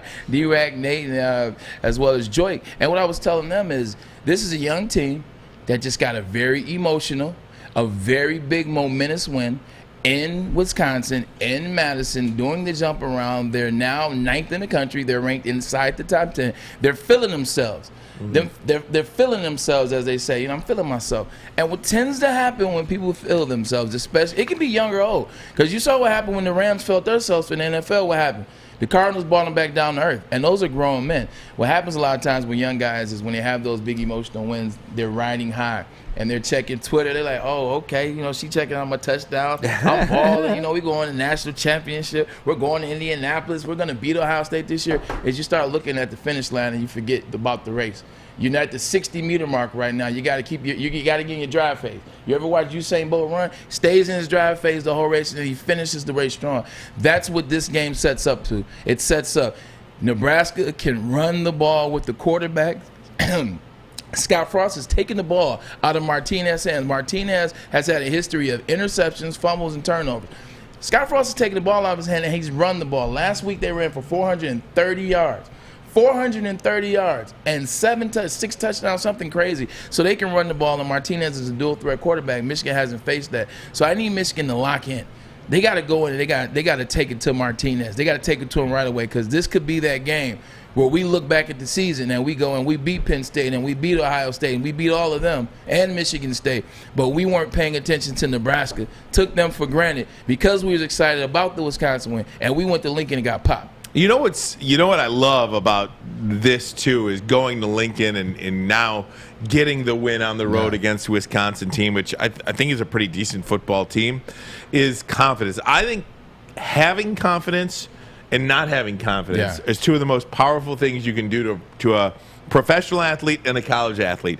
If you have confidence, if you believe you're going to walk in and win a game, I love that. Conversely, if you're going to walk in and you don't think you can win that game, you're probably going to lose that game. I just think having confidence in your ability, and not only having confidence, but knowing that you've already done it. You've already gone on the road and won a really tough road, get in a tough road environment against Wisconsin. You can go do that now. You can follow up and do it at Nebraska. I think that's the most dangerous thing you can give this team is confidence, and I think they have it now. You're a Rocky guy. I'm a Rocky guy. Maz is a Rocky guy. Actually, everybody's a Rocky guy. How could you not be a Rocky or Sly guy?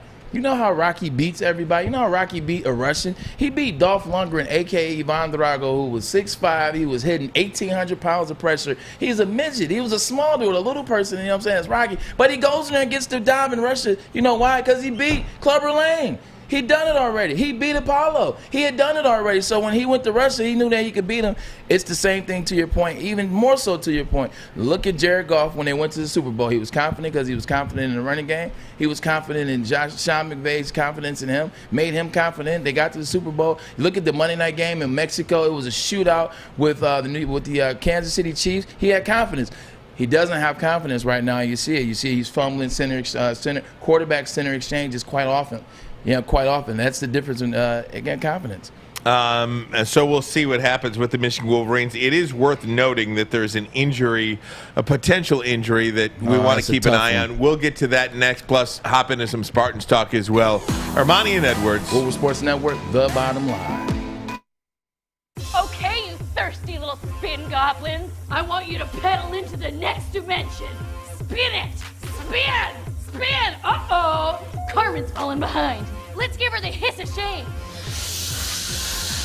Spin! Spin! Spin till you bleed! Don't ride the bike of shame. Come to Planet Fitness and find your own lane with tons of equipment, free fitness training, and no hissing. Join today for just $10 a month.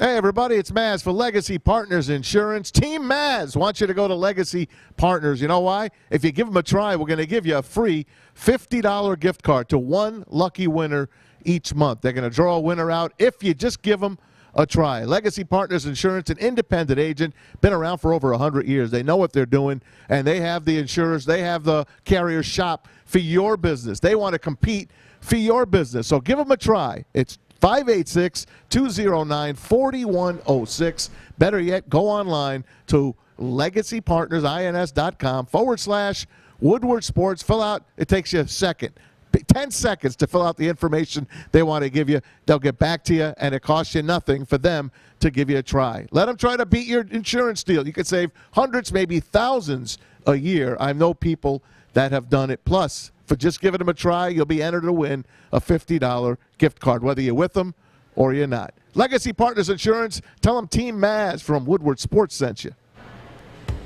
Right back here on Woodward Sports, and we want to thank everybody who's on our YouTube chat right now. Yes, Don, sir. Mike, Jenna, Steve, Tammy, Easy, Chuck, Steve, Darkman, Benjamin, Greg. Love your support here on Woodward Sports. One thing I love about having like an open studio like this is, you know, you never know who's going to walk into the building, and you get a chance to just see faces come and go. Maybe they go to Birmingham Rose. Maybe they're coming to get a cut. Maybe they're coming to talk to Chad. But friend of mine just walked in, Desmond Ferguson, who played for the UD Mercy Titans back in the day, man. And it's funny. Remember I told you I went golfing on Saturday? My brother, Kareem Maine, is who I went golfing with, and he's a UD guy. I just remember being a kid going to those games, man. I used to love watching UD, and I remember when they upset UCLA in '98, man, because it's a heck of a thing. That's awesome stuff. Great stuff there. Hey, I want to talk about Roman Wilson, if I could. Made a really nice catch in Wisconsin this weekend. He's really kind of stepped up. He's a guy that's got speed. He's a guy that can catch the ball, and he's a guy that Cade McNamara really was looking towards. It appears, and there are a lot of rumors out there about possibly having a broken wrist. It does appear that may be the case, and he's expected to miss a couple of weeks. Braylon, without Ronnie Bell, and potentially, again, I always want to leave myself an out there, potentially without Roman Wilson for the next couple of weeks. This offense already stymied a little bit in the passing game. This doesn't help. When Ronnie Bell went down, you and I talked about it. We talked about it on the show. We talked about it off camera. We said they can't use that as an excuse. Michigan is a Division I program at the highest level. They have scholarships. They have 122 guys on that team. They got to find somebody to step up and replace Ronnie Bell, and it looks like they did. Something else that we talked about. We talked about they're not passing the ball to any individuals more than 2 to 3 throws. Roman Wilson had 6 catches for 81 yards. 6 catches. Cade McNamara is averaging 9 to 10 throws a game. The fact that he had 6 catches, you know what that means? That means Cade found somebody to throw the ball to in the absence of Ronnie Bell, and then he goes down. So I'm not going to lie, this is going to hurt. And I'm glad that we're playing Nebraska, and we'll be able to kind of Michigan will be able to figure out in the passing game who to throw to. They still have a lot of other players that are making plays. You still look at Dalen Baldwin, you still look what he did, Cornelius Johnson with 2 touchdowns in there. So they have some other players. But I'm not gonna lie, if this is a serious injury to Roman Wilson, this is gonna bite us a little bit. Yeah, without question. So we'll keep an eye on it and wish the kid nothing but the best. Speedy recovery, He's definitely. really kind of stepped up for the Michigan receiving corps. Michigan State 5-point favorites on the road at Rutgers, and a pretty decent Big Ten schedule this week if you want to take a look at it, guys. So you got Michigan on the road at Nebraska, Michigan State at Rutgers. I think that's going to be a really tough game, and then you've got 3 versus 4, obviously, 4 as p.m. well. on Fox. That's a pretty darn big game. Penn State and Iowa. Lots of good stuff in the Big Ten. Well, it's a game of the week. Game of the year so far. Exactly. Yeah, Big Ten. It's going to be an interesting game. You look at what Iowa was able to do. We thought that Maryland would challenge them. I thought I had talked about Iowa all year, and then Maryland goes in there. So I wanted to pick Tua's brother. Remember, we kind of said the point spread looked fishy. It was fishy. You know what fishy this week is? Michigan only 3.5 over Nebraska. Notice that. That's tough. So, going to Iowa, you saw Iowa play great defense. They play good offense. They haven't done anything over-the-top explosive in offense. They haven't necessarily established a mean running game. They haven't necessarily established an over-the-top passing game. But what they've done is they've established consistency. They are a well-balanced team. They pass the ball for 200 yards a game. They run the ball for 150 yards a game. But that Penn State team, man, they always find a quarterback that's mobile enough, that gets the ball down the field. Josh Dotson, arguably the best receiver in the Big Ten. So it's going to be a heck of a game, man. And Penn State has found themselves on the defensive side. They struggled a little bit early on in the year, but now they've gotten back to that James Franklin defensive team where like the linebacker. They're linebacker you for a reason, and they're getting playing again. We'll wait till Friday to make our picks. It's going to be a heck of a game. Regardless of who you pick, who you think is going to win the game, don't you want Iowa to win the game? No.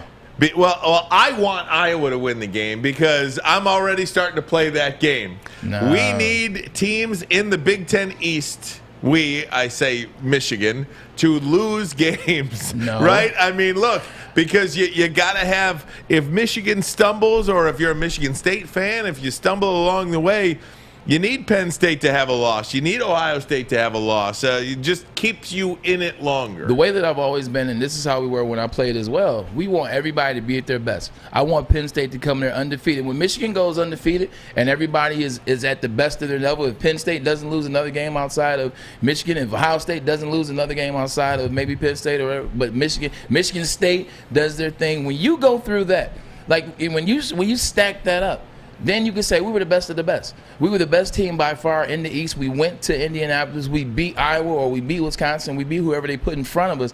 Like, that's how I want it. That's how you should want it. Plus, it stacks up, and people can't argue your wins. Like, people can't say, oh, well, you guys played some BS teams in the beginning in your division, in the non-conference games, but then when it got in division, you beat yourselves up. So you guys really aren't that good. No, I want everybody to be at the best, so that when you look at that record, you can say, oh, they beat Penn State. Penn State has 1 loss. Oh, they beat Michigan State. Michigan State has 2 losses. They beat Ohio State. Ohio State only lost before the Michigan loss was to Oregon. So I think you want everybody to be at their best when you play them. I used to want that to happen. Now I'll just take the win. Now I just want the win, man. This is true. Right? I don't care if you're 0-11. I want. That's fine. I'll take the win. But I mean, I understand what you're saying because it's just a competitor in me. My whole life, I rooted for Michigan State and Ohio State to win every football game they play. Yes, you heard me correctly. I always rooted for Ohio State to win because I wanted that savor that win. Yes, even more, right. I wanted that game at the end of the year to come down to 2 unbeaten teams, Michigan versus Ohio State, with everything on the line. Nobody playing spoiler. The winner of that game gets to go to the Big Ten championship game or win the Big Ten championship. So that's just how I like it. But now I'm just like, man, I don't care. Penn State, go lose. Have a loss on your schedule so Michigan, if they do stumble some point along the way, they stay in it longer, Maz. Don't you want your perfect Big Ten guys to get in? At least 2 of them into the Final Four, like you were saying yesterday. You still could. You need them unbeaten. You still could. Iowa. If Iowa runs the table, they do not have a very tough schedule this year. Iowa has Penn State, and I think, let me pull up the schedule. Iowa has Penn State, Iowa has Penn State, and that's it. They play Wisconsin, I think. Yeah, they beat Wisconsin, but Wisconsin, so they got Iowa has Wisconsin. I mean, they don't play Penn State, I don't think. No, they don't. Wisconsin. They play Wisconsin. Iowa plays Penn State now. Wisconsin. And then Wisconsin. Wisconsin's nothing. We already Wisconsin's established nothing. So they play Penn State this weekend. They should run the table. Should is the key word. Right. Run the table. You'd rather have them run the table than Penn State? Absolutely. Absolutely. Don't you think Penn State's got more clout nationally than Iowa? What I'm saying is Michigan will play Penn State. Ohio State will play Penn State. Michigan State will play Penn State. So if everybody in the East is going to beat up on each other, it's going to be very difficult. But we need at least one. One team to be like standard. Like, so if Penn State stays undefeated, you need, because it looks good to a resume. You can say, hey, we beat Penn State, and when people look at that Penn State loss, Penn State has only one loss outside. Let me slow down. If you beat Penn State, and their only loss is to you guys, now Penn State is a 1-loss team that you beat. It looks good. That's a good look on your record. Versus they lose to Iowa, then they lose to you. Now they go drop another dud to Michigan State. Now they start dropping. Now they're 8-4. 8-4. They're like, well, I mean, there was a Penn State team, but they were 8-4. You want at least to have one team, and you're thinking that's going to be Ohio State? Well, yeah. I mean, I think Ohio State will be unbeaten. I don't think Ohio State loses in conference in the Big Ten until they play Michigan. What are you laughing at? I'm just laughing. What about that statement made you laugh? It remains to be seen. What about that statement made you laugh? I love your passion. That's all. I mean, look what Rutgers did against Michigan, and then look what Ohio State did to Rutgers. I mean, I don't know how you put them on the same plane. I just don't. Well, I'll tell you how. Don't be poo-pooing on my Michigan Wolverines, okay? I like them too. I just got a feeling. Yeah. It's a feeling. Okay, I'll go with your feeling. That's fine. Okay, I got a gut feeling. Sometimes we make decisions based on our gut. Black Eyed Peas had a feeling too. They got him a Grammy, so maybe it's something to that. Sometimes we make a decision based on our gut. That is what I'm offering to you. You got it, buddy. Ohio State's going to be unbeaten. Michigan's going to be unbeaten. But Ohio if they State are already lost one in the conference. In conference, they are unbeaten. I'm calling unbeaten. you out like you called out Maz. Well, I'm just saying. And then Iowa's running the table if they win this week. Yeah, but no one respects Iowa. I know.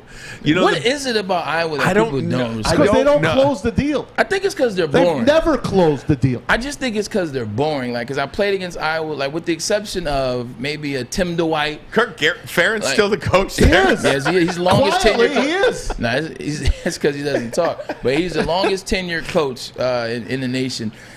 They're just boring. That's what it is. Like, they don't do anything over the top special. They're not going to pass for 500 yards a game. They're not going to have a running back like Saquon that's jumping over people that has almost 2,000. They don't have a receiver that has goals in his mouth and is talking stuff to the camera and is doing all this kind of stuff. They don't have a turnover chain. You know, they don't have that national appeal. They're in Iowa, which is in the middle of nowhere. I used to hate that drive. Like, you come off the freeway, you drive for 40 minutes, and then it just appears. It's almost like Green Bay. They're a boring team.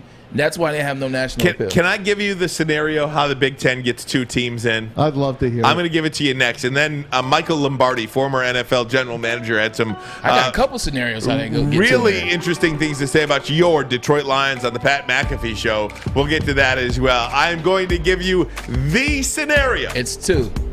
Braylon's got a scenario. I've got a scenario how the Big Ten gets 2 in. We'll do it next. Armani and Edwards. Woodward Sports Network, the bottom line. Fellas, football season is here. It's time to make your grooming experience easy like Sunday morning. Get to Lady Jane's Haircuts for Men. Walk in, relax, watch your favorite team play, and before you know it, your hair will be game ready. Get to Lady Jane's, open 10 to 8, 7 days a week. Walk in anytime. It's wicked awesome. Do you know why realtors love using Hall Financial as a lender? Because of our commitment to speed and service. We have nearly 4,000 5-star reviews already. Call today, 248-308-5000, or go to callhallfirst.com. Hey, gang, if offense wins games, defense certainly wins championships. Don't you want to be the championship defender of your home? Isn't that what everybody wants to be? Don't you want to be the hero, the champion of your home? Well, in order to do that, you need to protect it. And the way you do that is Guardian Alarm. They're your local security experts, been doing this for 90 years, 24/7 local monitoring, convenient features that let you check in on your home, control your lights, your temperatures, detect smoke and carbon monoxide, even going to let you lock your doors and unlock them when you want them unlocked as well. It's very simple. The number is very simple. Ready, guys? The number to call, 800 Stay Out. That number again, 800 Stay Out. Call it today. Guardian Alarm, your trusted servants for over 90 years, keeping families safe. Guardian Alarm, your local security experts.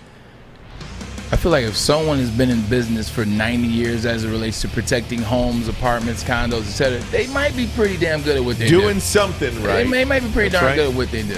Yeah, Kirk Ferentz is pretty good, too. He's been coaching the Iowa Hawkeyes for 90 years. Nice segue. Feels like that anyway. You got to give me a scenario. Here's the scenario how the Big Ten gets 2 teams in. All right, I'm writing it down. All right, you ready? Yep. Iowa out the West runs the table. Okay.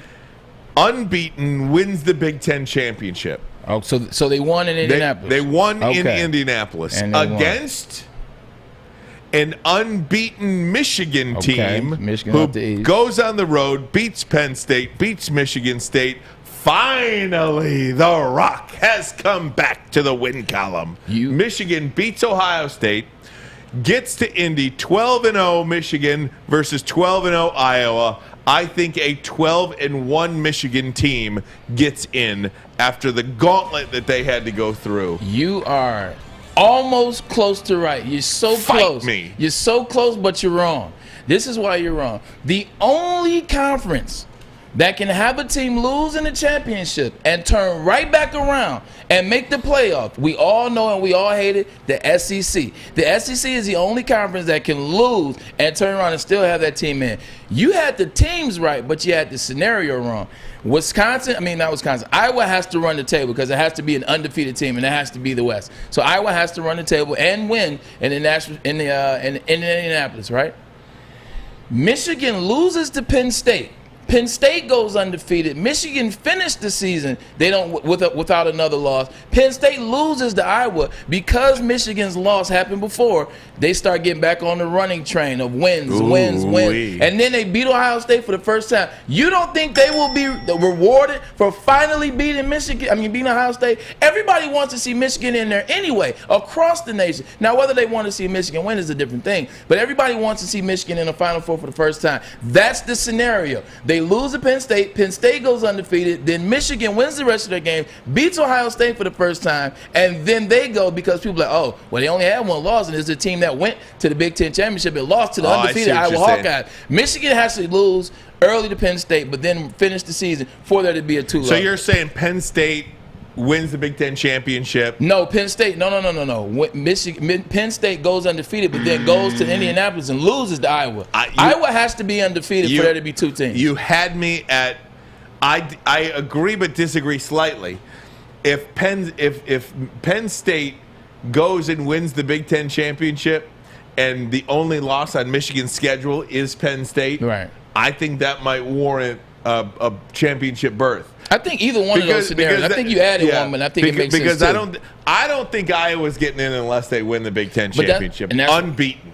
Not unbeaten. They could lose a game, win the Big Ten. Big Ten champs going to the playoff this year.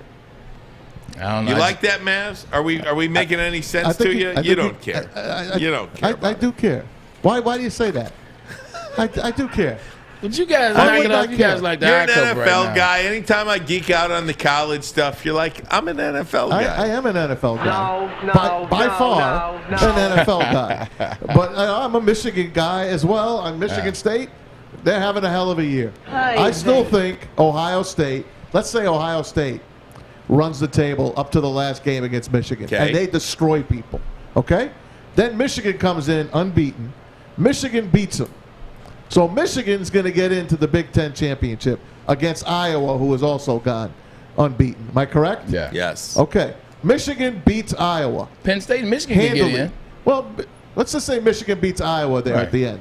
You don't think Ohio State would still get, even a 2-loss Ohio State team would still get an opportunity to go play? It wouldn't even be close. No team has had 2 losses and been but able Oklahoma to go. Has to lose. All the other teams have to lose. I understand that. Ohio State had a 2-loss team in 2017 that was darn good. They were super good. They were really good. With the Haskins team, that Haskins team was good on both sides of the ball. And they had one of the Bosas, if I'm not correct. I think they had Nick, and this is the year before Nick got hurt. This is Nick's sophomore year. I believe that they were a 2-loss team, and they were darn good. They didn't get in. This is not the 2-loss team to get in because their defense, they just don't show up. They haven't showed up in a major way. So I don't think this will be the 2-loss Ohio State team to get in. They've had a really good 2-loss team that didn't get in. This isn't the one. And I don't think there will be a 2-loss team to get in this year. I think Cincinnati's going undefeated. No way. Georgia or Alabama's going undefeated. Penn State or Michigan's going undefeated. Iowa might have a chance to go undefeated. Cincinnati is going undefeated. Oklahoma is still going to go undefeated. So that 2-loss Ohio State team this year, I just can't buy it. Yeah, there's no way a 2-loss team is getting in. Now, I think Michigan could go all the way, beat Iowa, stay undefeated. They're only and Penn State, if they finish out, with 1 loss in the Michigan, Penn State, and Michigan both could go. It's, you know what? The bottom line is this. It's fun. Pun intended. It's fun. Isn't it fun to talk like this? Yeah. Like, I got goose pimples, Maz. Yeah. How do you not? Exactly. It's just, isn't this fun to talk about college football like this? Whether you're a Spartan fan or a Michigan fan. Yeah. I think if you're a Michigan State fan, why not you? Like, seriously, like you're sitting there at 5-0 right now, looking at the way you're winning games. And I make fun of you all the time. It's it's a little dig, it's a little dig, it's a poke. I hope you expect that from me. They do it all the time. But again, it's one of those things. You got good quarterback play. Your defense is playing pretty darn good. Your running back is among the best in the country. He leads the nation in rushing. Wide receiver and punt returner might be the most electric person in the Big Ten. So, I think you have to look at the landscape of the Big Ten and say, why the hell not us this year? It's just fun for the state of Michigan. That is the mitten. That is the mitten. That is Michigan State. That is Michigan. It's just fun because we've been bad. We've been bad together for the last couple of years. And the fact that both of us are sitting undefeated, both of us are in this equation where we're coming up with scenarios. Michigan State is sitting home and saying, well, if we beat Michigan and then Penn State, we have a really good chance. Peyton Thorne's playing really good. And Michigan is sitting on the opposite saying the same thing. We just beat Wisconsin. We'll beat Nebraska. Michigan State, we tend to usually beat them in East Lansing. That bodes well for us. It's just fun to have the conversation. It hasn't happened in a long time for either team. Let them beat Rutgers and Nebraska this week handily first. And then let's see. I don't care about handily. I don't care if they win 3-2. At this point, it's about winning games. Field goal and extra. Field goal against the safety. At this point, it's Nebraska would cover then. Yeah, right. Okay. At this point, it's about just continuing to pile wins. Yeah. Pile up those wins. It doesn't matter how you do it. I go back, and I will always go back to it. And I saw this with my own two eyes. I go back to the 2002 Ohio State National Championship team when they beat a Miami team that they had no business beating. It was a phantom call, it was a fluke call, it was an injury to Williams McGahee, all that. I go back to that year. They should have lost to Purdue. They beat Purdue in overtime. They should have lost to Illinois. Illinois got cheated because it was a touchdown in overtime. They beat Illinois. They should have lost to Cincinnati, the second game of the year. Cincinnati had 1st and goal from the 3. Ohio State stopped them 4 times. It does not matter how you get the job done. It just matters that you get 13 wins. That's including the conference championship. And then you get the playoff win. That's 14. And then you win a chip. Hey, guys, give me a thought on the Pistons tonight as I transition topics. They play their first preseason game of the season. I think there's a lot of optimism. There's a lot of excitement about the Detroit Pistons this year. And I don't want to go too crazy. Just a couple of – it's the first preseason game. Cade Cunningham out. Isaiah Livers out. Frank Jackson out. Killian Hayes day-to-day. We'll see if he goes or not. But, I think a lot of the luster, a lot of the shine goes off tonight. Dwayne Casey said that they're going to hold Cade Cunningham out. He's dealing with some fluid in his ankle or something like that. A sprain in his ankle. Yeah, so that is a situation to keep an eye on for sure. But hopefully it's nothing long term. But he is, getting behind. I would have to imagine that it doesn't take long to get into game shape. I hope anyway. He's a young man and can do it. But a lot of excitement around the Pistons this year. I do think they compete for a playoff berth. I don't know if I go that far, but maybe they do. Maybe they compete for that play-in spot if they're still doing that this year. What I want to see from the Pistons is last year they were very exciting. Very exciting. They were putting up threes and actually making a good amount of them. They were fun to watch. They were fun to watch. They played hard. They were dunking. They played hard and they're very entertaining. That's all well and good, and it was good to be excited and unexpected. I didn't expect that when I went to the game last year or earlier this year, so that was expected. Now I'm expecting that, but also I want to see the fundamentals start to creep in. I want to see them starting to make that extra pass. You know what I'm saying? I want to see the leadership of Cade Cunningham. I want to see Kelly Olynyk, who's been on teams that have been good. He's with the Celtics when they were in the playoffs and almost made it to the Eastern Conference Final. He was with Miami. So let some of that leadership and some of that experience seep in and creep in and rub off on the younger guys. I want to see them start to do the little things so that I really can believe that they are a playoff team. Now, if I just turn the TV on and they're just fun to watch, then okay, cool, they're fun to watch. But if I start to see the little things, that's when I can buy in and say, they're making free throws. They're making an extra pass.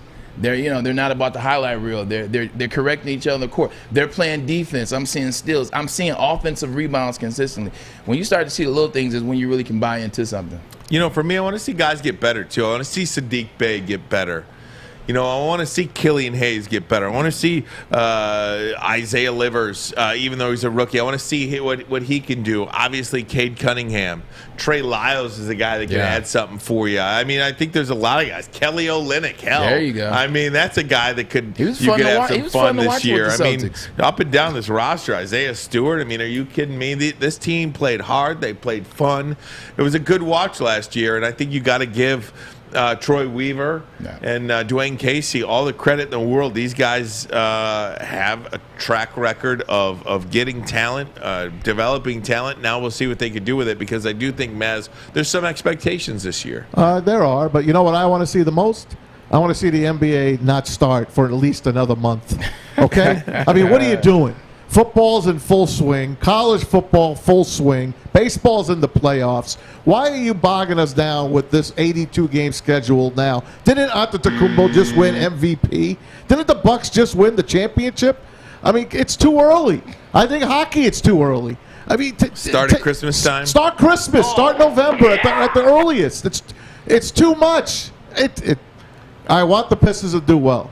I'm not watching yet. But you're not going to pay attention. Yeah, I mean, the season's not even here I'm not watching yet. Do I want to watch Cade Cunningham and how good he's going to do? Of course. Do I want to see these young guys come together? Of course. I want to see the Pistons become the Pistons again. That 04 team, what they did for all those years, 6 straight Eastern Conference Finals. I love basketball, and it's my favorite sport to actually go and watch at an arena. It's my very favorite sport. Well, NBA has always started this time. They've always started. I know, it's too early. Yeah, they've always started, a week before Halloween, and then they've always traditionally finished that first week in June. Yeah. But you've had pushbacks now with COVID. You pushed it back. Then you had the delay, then the pushback, then the early start. So I think they're getting back on track, and this is where they typically start. I fell in love with sports watching the bad boys play. Yeah. I mean, 87, 88, 89. But that's really when I started paying attention, 87. And it's part of why I love sports, watching those guys grow and get better every year, get robbed, ultimately win back-to-back championships. I'm a huge Pistons guy. I love the franchise. 86-87 was the infamous steal by the Celtics. It was a steal by Bird. That was 86-87, 87-80. Yeah, go ahead. No, that's all right. Guys, Michael Lombardi, former general manager in the NFL, had some intriguing things to say about your Detroit Lions on the Pat McAfee Show. I want to play those for you next. Out of the break, we'll do it. Armani and Edwards. Woodward Sports, the bottom line. Tony is a third-generation logger that has a simple, practical approach to life and work. That's why his Coast DX342 knife is perfect for him. The stainless steel blade is rust-resistant and made for all-weather use. And the double roll-lock safety ensures that it will never inadvertently close when he doesn't want it to. That's why Coast is trusted tough. Hey everybody, it's Maz for Underdog Fantasy. This NFL season's underway, but you can still draft a new fantasy football team each week on Underdog Fantasy. Win some cash right now through their slick mobile app and user-friendly site. You can join a league, draft in minutes, plus the folks at Underdog can help you get started with a free $10 bill right to you. When you sign up, make your first deposit with the promo code WSN. So visit UnderdogFantasy.com, the App Store or Google Play Store. Sign up with the code WSN, put $10 in, and you'll get $10 free to play. That's Underdog Fantasy, promo code WSN. Bet money on Urban going before Nagy. But, Nagy is just, the problem is the further they get into the Nagy administration, the Bears, the left toughness they have, their offense. Look, you can beat the Lions. That's great. The Lions have the trifecta. Wow. They're slow, they can't rush the passer, and they can't cover. That's the Lions, baby. Really hey, that's Lions football, baby. Other than that, though, they're a great team. Other than that, they're a great team. They have the trifecta. They really do. And so when you score 20 points on the trifecta, God, take all the battles you want. Seriously, it's wonderful. But, Alabama might have put 20. Hey, the people at Detroit do not deserve what's happening to them right now. I'm sorry. You got to grade what you see. I'm just telling you, they're slow. They're slow. They can't rush, and they can't cover. Other than that, they're fun to watch. Yeah, Michael. So that's Michael Lombardi, who now works for VSiN, the Vegas and Sports Information Network. He's a former general manager in the NFL. And, Braylon, he was talking about Matt Nagy, and Matt Nagy put up 24 points against the Detroit Lions, who, by the way, can't rush. They're slow, but other than that, they play great defense. Yeah, that was a heck of a clip. So it turned into a Lions joke almost. Yeah, it was like a Lions roast. It was like one of the old school roasts that they used to do back in the day. It's tough to watch. It's tough because, here we are. We sit down and break it, from a bird's eye view. Weekly, we break down the lines and try to see where they're getting good and where they're getting better and what have they changed from week to weekend. It just reminds you of a national view. It doesn't seem like anything. Can we stop doing something, though, Maz? And maybe you can help me with this. Can we stop saying that college football teams could beat pro football teams? Yeah, I know. Because I think you almost – Look and see what Trevor Lawrence is doing now in Jacksonville. This was, without a doubt, the best quarterback prospect. We talked about him as the best quarterback prospect this side of Peyton Manning. And look what he's doing right now. I'm not saying he's doing poorly. He's lost. But he looks like he's Sam Darnold. He's seeing 3 of them out there. You know what I mean? So I think you almost lose a little bit of your argument when you say, Alabama could come put up 20 on the Lions. I mean, that's just a little joke against the Lions. It's a little dig. It bugs me though. I don't know why it bugs me, but it bugs me. Because typically when they bring in a college team, they're typically talking about them beating the Lions. That's why it bugs you. I remember last time is when they were talking about Alabama. I think that was the year Mark Henry had won the Heisman. First time Alabama had won a Heisman in some odd years. And the Lions went on 16. It was like, they would have beat the Lions. Right. Could USC with Matt Leinart and Reggie Bush beat the Lions? Hold on. The best 2 college football teams I've ever seen with my 2 eyes was that Reggie Bush team, that 04-05 team. Not the one that lost to Vince Young, but the one before that when they blew out Oklahoma in 2005 Orange Bowl. And then that Miami team, that 2001 Miami Hurricanes team with all the draft picks. We had 9 first-round draft picks. All of that. They were amazing. Still, you're not beating an NFL team. This is Mike Lombardi, who was a GM here in the NFL for a long time. And like Ryan said, he does a lot of things on VSIN in Vegas. He's got his own podcast. He's hooked in with Pro Football Talk. He knows what he's doing. No, he never won a Super Bowl, but he knows what he's doing. And for him to look at the Lions and say, they're slow, they're slow, they're slow. He used 3 slows, by the way. They are so talent devoid right now. It's not even close. I don't know how Quinn and Patricia put this mess together. I mean, they tore down Jim Caldwell's team, which was a hell of a team. And to have it a shell of itself right now is pathetic. Those guys shouldn't work again, and yet they're going to get a job because the freaking Patriots hire these guys back. And the Patriots, of course, took back Jamie Collins. Can you believe it? Of course I could. Of course. You couldn't even get a 7th-round pick for him? But no, the Patriots were going to take him. It's disgusting. It's a terrible. What they did to this team is horrible. And Stan has said this the last couple of times he's been in here. Your father, Braylon. No, I know. But for those of you who don't know, I was like, I know my dad. Right. Sorry. Braylon knows his dad. So, I know you know your dad, but for you people, know that guy that you know. As I referred to Stan, I'm just letting people know. Could have been Stan Van Gundy. Could have been. As I refer to Stan, I'm talking about Stan Edwards, who we have here on Tuesdays. Great guest for us, Stanley by the way. Ipkiss. How does Ernie Accorsi? We give the Fords all kinds of grief, but they hire a guy who's reputable in Ernie Accorsi, right? I mean, Maz, yes, he was. Like, talk to me about Ernie Accorsi. He was one of the big names in football. Correct. To help you find a general manager, and who did he come up with? Bob Quinn. How does that guy come up with Bob Quinn? Bob Quinn has to be his godson or something. Just destroyed the franchise. If Bob Quinn is on your short list, typically if you're not familiar with the hiring process, when you hire someone, you have a short list of people. You make a list. This is our short list. That means this is the list that you want. These are the people that you want. If that's the hire, who the hell was on that short list? I don't know. Seriously, because I guarantee you that couldn't have been like please tell me that's not who your first person you want to hire. Who was on that short list? Oh man, and it's just abysmal, terrible, embarrassing.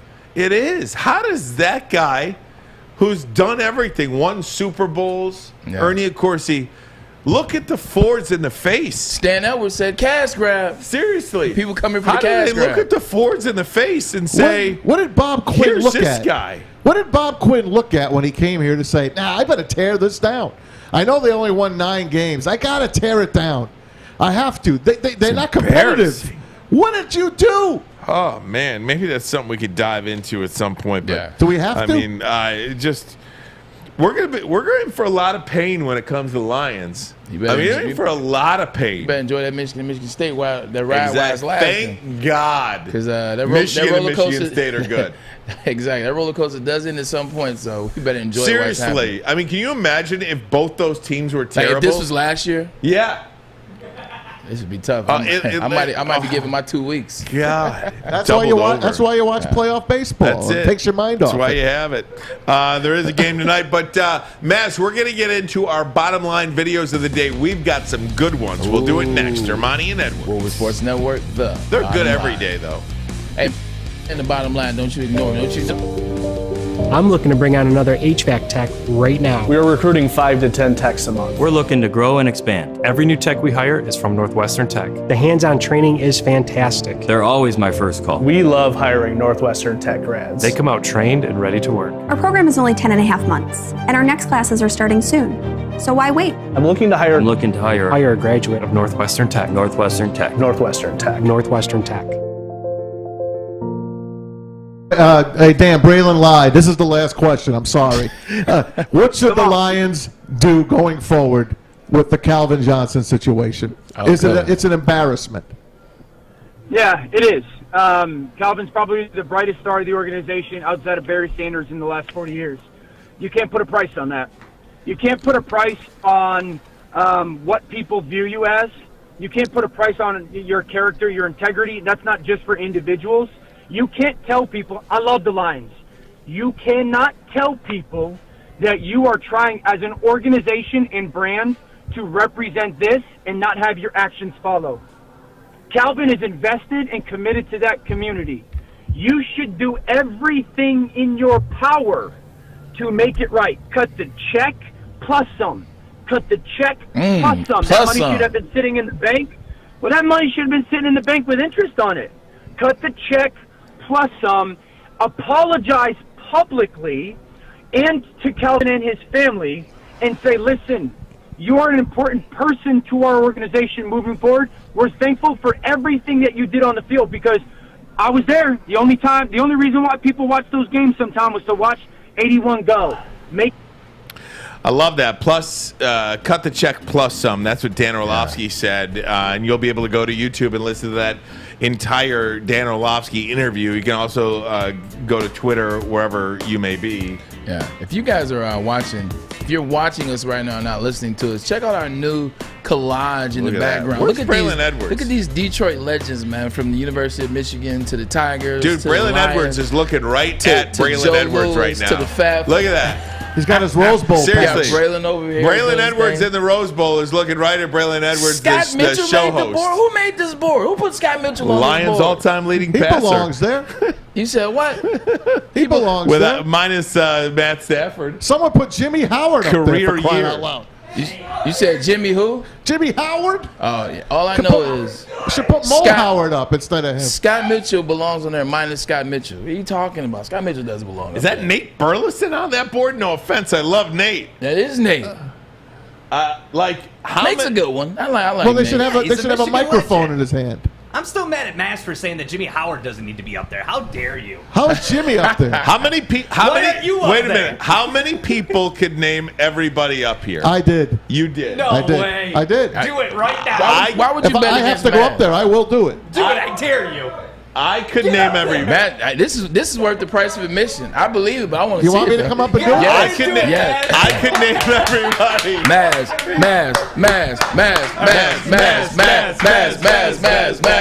All right, here we go. Okay. Lance Parrish. Yep. Braylon Edwards. Hey. Scott Mitchell. Yep. Kirk Gibson. Yep. Rashid. Yep. Miggy. Yep. George Blaha. Chet Lemon. Yes, sir. Dylan Larkin. Yep. Wayne Fonts. Come on, Maz. What do you mean I'm fired? Brett Perriman. Nope. Benny Blades. Nope. Uh-oh. Nate Burleson. Yes. Yeah, there we go. Lomas. Yep. Grant Hill. Happy Yep. birthday, by the way, 2 days ago. Ty Cobb. 2 days ago. Bob Lanier. Yep. Yep. Tom Brady. No, you got his This is name wrong. fa- this His is name is fantastic. Go. It's Go. It's go. You got to Let's say go. go. Calvin. This is awesome. You gotta say Go. Calvin. Yep. Chris Osgood. Yep. D-Mac. Okay. Well, that was My obvious. man, Scotty Bowman. Moment. Tayshawn. Yep. Nick Lidstrom. Yep. Iserman. Cap. Rick Mahorn. Yep. Okay. Alan Trammell. It's got his on, name Maz. on it. Well, Alan Trammell and You're Lou losing Whitaker. steam. Yep. Chauncey Billups. This You is wind fantastic. it down. Hank Zetterberg. Yep. No, that's not Zetterberg. No, it's not. That's Excuse me, yeah, Pavel yeah, Datsyuk. yeah. Relax. Relax, Relax, Art. Relax. Just stop jumping the gun back there, Art. Jack Morris. Yeah. Yep. Dominic Hasek. Yep. Maltz. Yep. Yep. Chris Draper. Yep. Joey Kosher. Yep. Sergey the Great. Yep. Joe Schmidt. Oh, look at that. Excuse me. Bobby Lane. That's what it is. Bobby Lane. Bob Lanier. Ernie. No, that's not Bob Lanier. I didn't say. I said I meant Bill Lambier. Bill Lambier. Bob Lanier's down same here. initials. Same initials. Ernie Harwell. Yep. Thomas Hearns. Yep. Juwan Howard. Yep. Billy Sims. Yep. Jimmy King. Yep. Chris Webber. Yep. Ray Jackson. Yep. Oh, the Fab Dennis Five are Rodman. together. Magic Johnson. The go. Vladinators. Carissa Shields. Oh! Let's go! He's welcome in Flint now. He can come to Flint now. Brett Perriman. There we go. Max Scherzer. Yep. Mr. I. Where's Dave Bing. Dennis Rodman. Desmond. I can't believe it. I told you never bet against Maz or something like Bo. Gordy. Yep. Barry. He's going to do Joe it. Dumars. He's going to do it. Of course, my favorite, Lloyd Carr. There he is, my guy. Jalen Rose. Yep. Joe Schmidt. No. Yes. Oh. Yes. Joe Schmidt. Scott Mitchell. Okay. No, Joe Schmidt. Yes. There we go. There we go. Hold on. Joe Schmidt. Hold on. Zetterberg. Chuck Daly. Tom Izzo. He's Chris got to do Spielman. it. Finish line. He's got Charles one Woodson. left. Alex Karras. This is like Rocky IV. Tayshaun Prince. He's gonna do it. Jimmy Howard. Yeah. Brendan Shanahan. What? Yvonne Pudge Rodriguez. What? Done. Who's this guy? That's not Tayshaun Prince. That's Rip Hamilton. He says Tayshaun's up there though. Uh-oh. Oh, yeah, that's what I meant. Rip. Of course. Come on, man. This guy. That's the one That's guy I Joe don't know who Schmidt. that is. Alex Del Vecchio? Del Vecchio. Del Vecchio.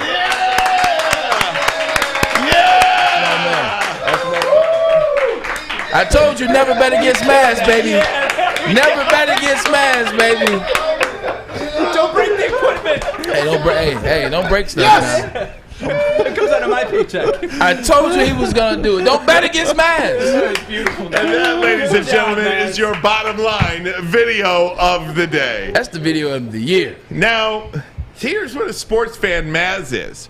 Okay? Maz is a transplant.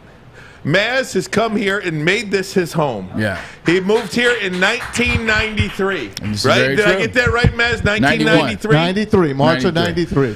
How many people, I don't care where you go, how many people can move to A New brand York new sports town. or Boston and 25 years later name about 50 athletes? Maz, that was beautiful. Thank you. That was Face beautiful. to face. That deserves some props. 30. Thank you. 30 years. That is a gorgeous picture, and I 30 want years. that picture. 30 years, yeah. Beautiful. Shout Extra out to 5. Justin. I mean, seriously, Justin kudos to Slanik, you the man. Now, Yeah. he does need to add Joik Bell, though. Yeah, Yeah, Joy's you got to go gotta there. add Joy's our very own. You gotta add Joy. There's a spot next to the Joy's Hitman touchdown Hearns there. celebration. That, Yeah, that there Joy is. can There, have there it. is a good spot there. Yeah, there's a It's spot a next couple to spots. It's You know one what you could above. put there? You could put, even though I don't like him, Floyd Mayweather's face. We got to put from, Maz up there. from the state of Michigan. Grand Rapids. Maz should be up there. Can I Who? just... Maz. Maz should be up Maz there. went through the whole thing. Dan Looking Dickerson. Dan Dickerson. Dan Dickerson. Mike Hart. I cut out some of the head. And sneak Mike Hart. Jim That Brandstatter. is so Brandy great. could be there. What a fun show, guys. I'm telling Is you. Harbaugh on there? Hey, Maz, do you want to give me the one video of I the do. day? Yeah, give me the one. That You want the best one? Yes. Oh, this is a tough one, man. You want today's in sports? Yes. Yes. Michael Jordan. Yep, that's what Calls we it a wanted. career 28 years ago today. Which time? The desire was not there. And it wasn't like everyone had speculated about all the different media pressure and the different pressures that I was feeling. I deal with pressure all the time, and I've always said that I would never let you guys run me out the game. So don't think that you've done that. This is my choice, and I've always wanted to make it my choice. And when I stepped on the basketball court, there wasn't anything else for me to prove. That's one of the reasons you guys are going into my private life, because you can't blame my basketball. A year from now. I'm very happy with my decision, and I'm very glad that I'm in a position to make that choice. You know, a lot of times you guys do all the pushing, and now I'm taking the lead, and I'm doing all the necessary steps to walk away from the game when I feel I need to. I would never do you guys' job because you don't have sympathy for normal people sometimes. And I think I like to give myself a little bit more credit to have sympathy for other people. How about that? The Chicago MJ. Bulls. Who retired Mic more? drop. Mike Jordan or Brett Favre? Dude, you got to Who had more understand. retires? You know, when it comes to retirement, and Braylon, I mean, I never retired technically. that's what I'm saying. Like, I was scared to. You would have had to tear. I feel like you would have to tear the jersey off me. Like I say that now, not having gone through the pain and the treatments Grosse and the Pointe workouts. South did that. They tore the jersey off of you, so you wouldn't wear it again. They had to. Only joking. But anyway, I don't know. I don't blame. I think it's extremely difficult to retire from a sport you played. Like I think these guys and Braylon, you're a young man. You're still in your 30s. What are you supposed to be, retired? What do you mean you're supposed to be retired? Switching gears, retiring from something that you know is all you've ever known, something that you've done for a long time. You know, had to get serious for a second. It's tough, you know, especially if you're not able to go out like Jerome Bettis. If you're not able to go out like the Sheriff and Peyton Manning on top Super Bowl wins, you go out having Hall of Fame long careers. Man, it's tough. I actually never really retired because I just never wanted to like send that letter in to the NFL or say, hey, you know what, I'm done. I think it always was optimism, always was maybe I'll go back. It's kind of like Culpepper. Remember Culpepper's retirement letter? He just sent a text to Schefter saying, I'm done. Yeah, I'm done. That's it. Maybe I'll send that letter coming soon. Hey, guys, great show today once again. We had Dan Orlovsky earlier. We invite you to tell a friend about it. Go back, hit the like button, YouTube, Twitter, Spotify, anywhere where you can find a podcast. We are there. The Bottom Line, Woodward Sports, Guys in the Morning Woodward Show, Big D Energy. Give those guys a listen as well. We certainly appreciate your support here on the network. We are trying to have some fun, give you an alternative and something new, something fresh. And this guy over here is just a true gem. Braylon Edwards, Tom Mazaway. We love you. Braylon, bring us home. Hey, man, this is Edwards and Armani. This is what we do 2 to 4 every day during the weekdays. And we got that boy Maz on the couch, man, having a great old time, man. So, like you said, you know what? Don't tell a friend. Tell everybody. Even people you don't know. Tell them we get it going. This is Armani and Edwards, Woodward Sports Network. That is the bottom line. The pitch to Stanton. There it goes. Deep left. It is high. It is far. It is gone out of the ballpark. A Stantonian home run. Now, what did I do wrong? What did I see wrong? He's at first base.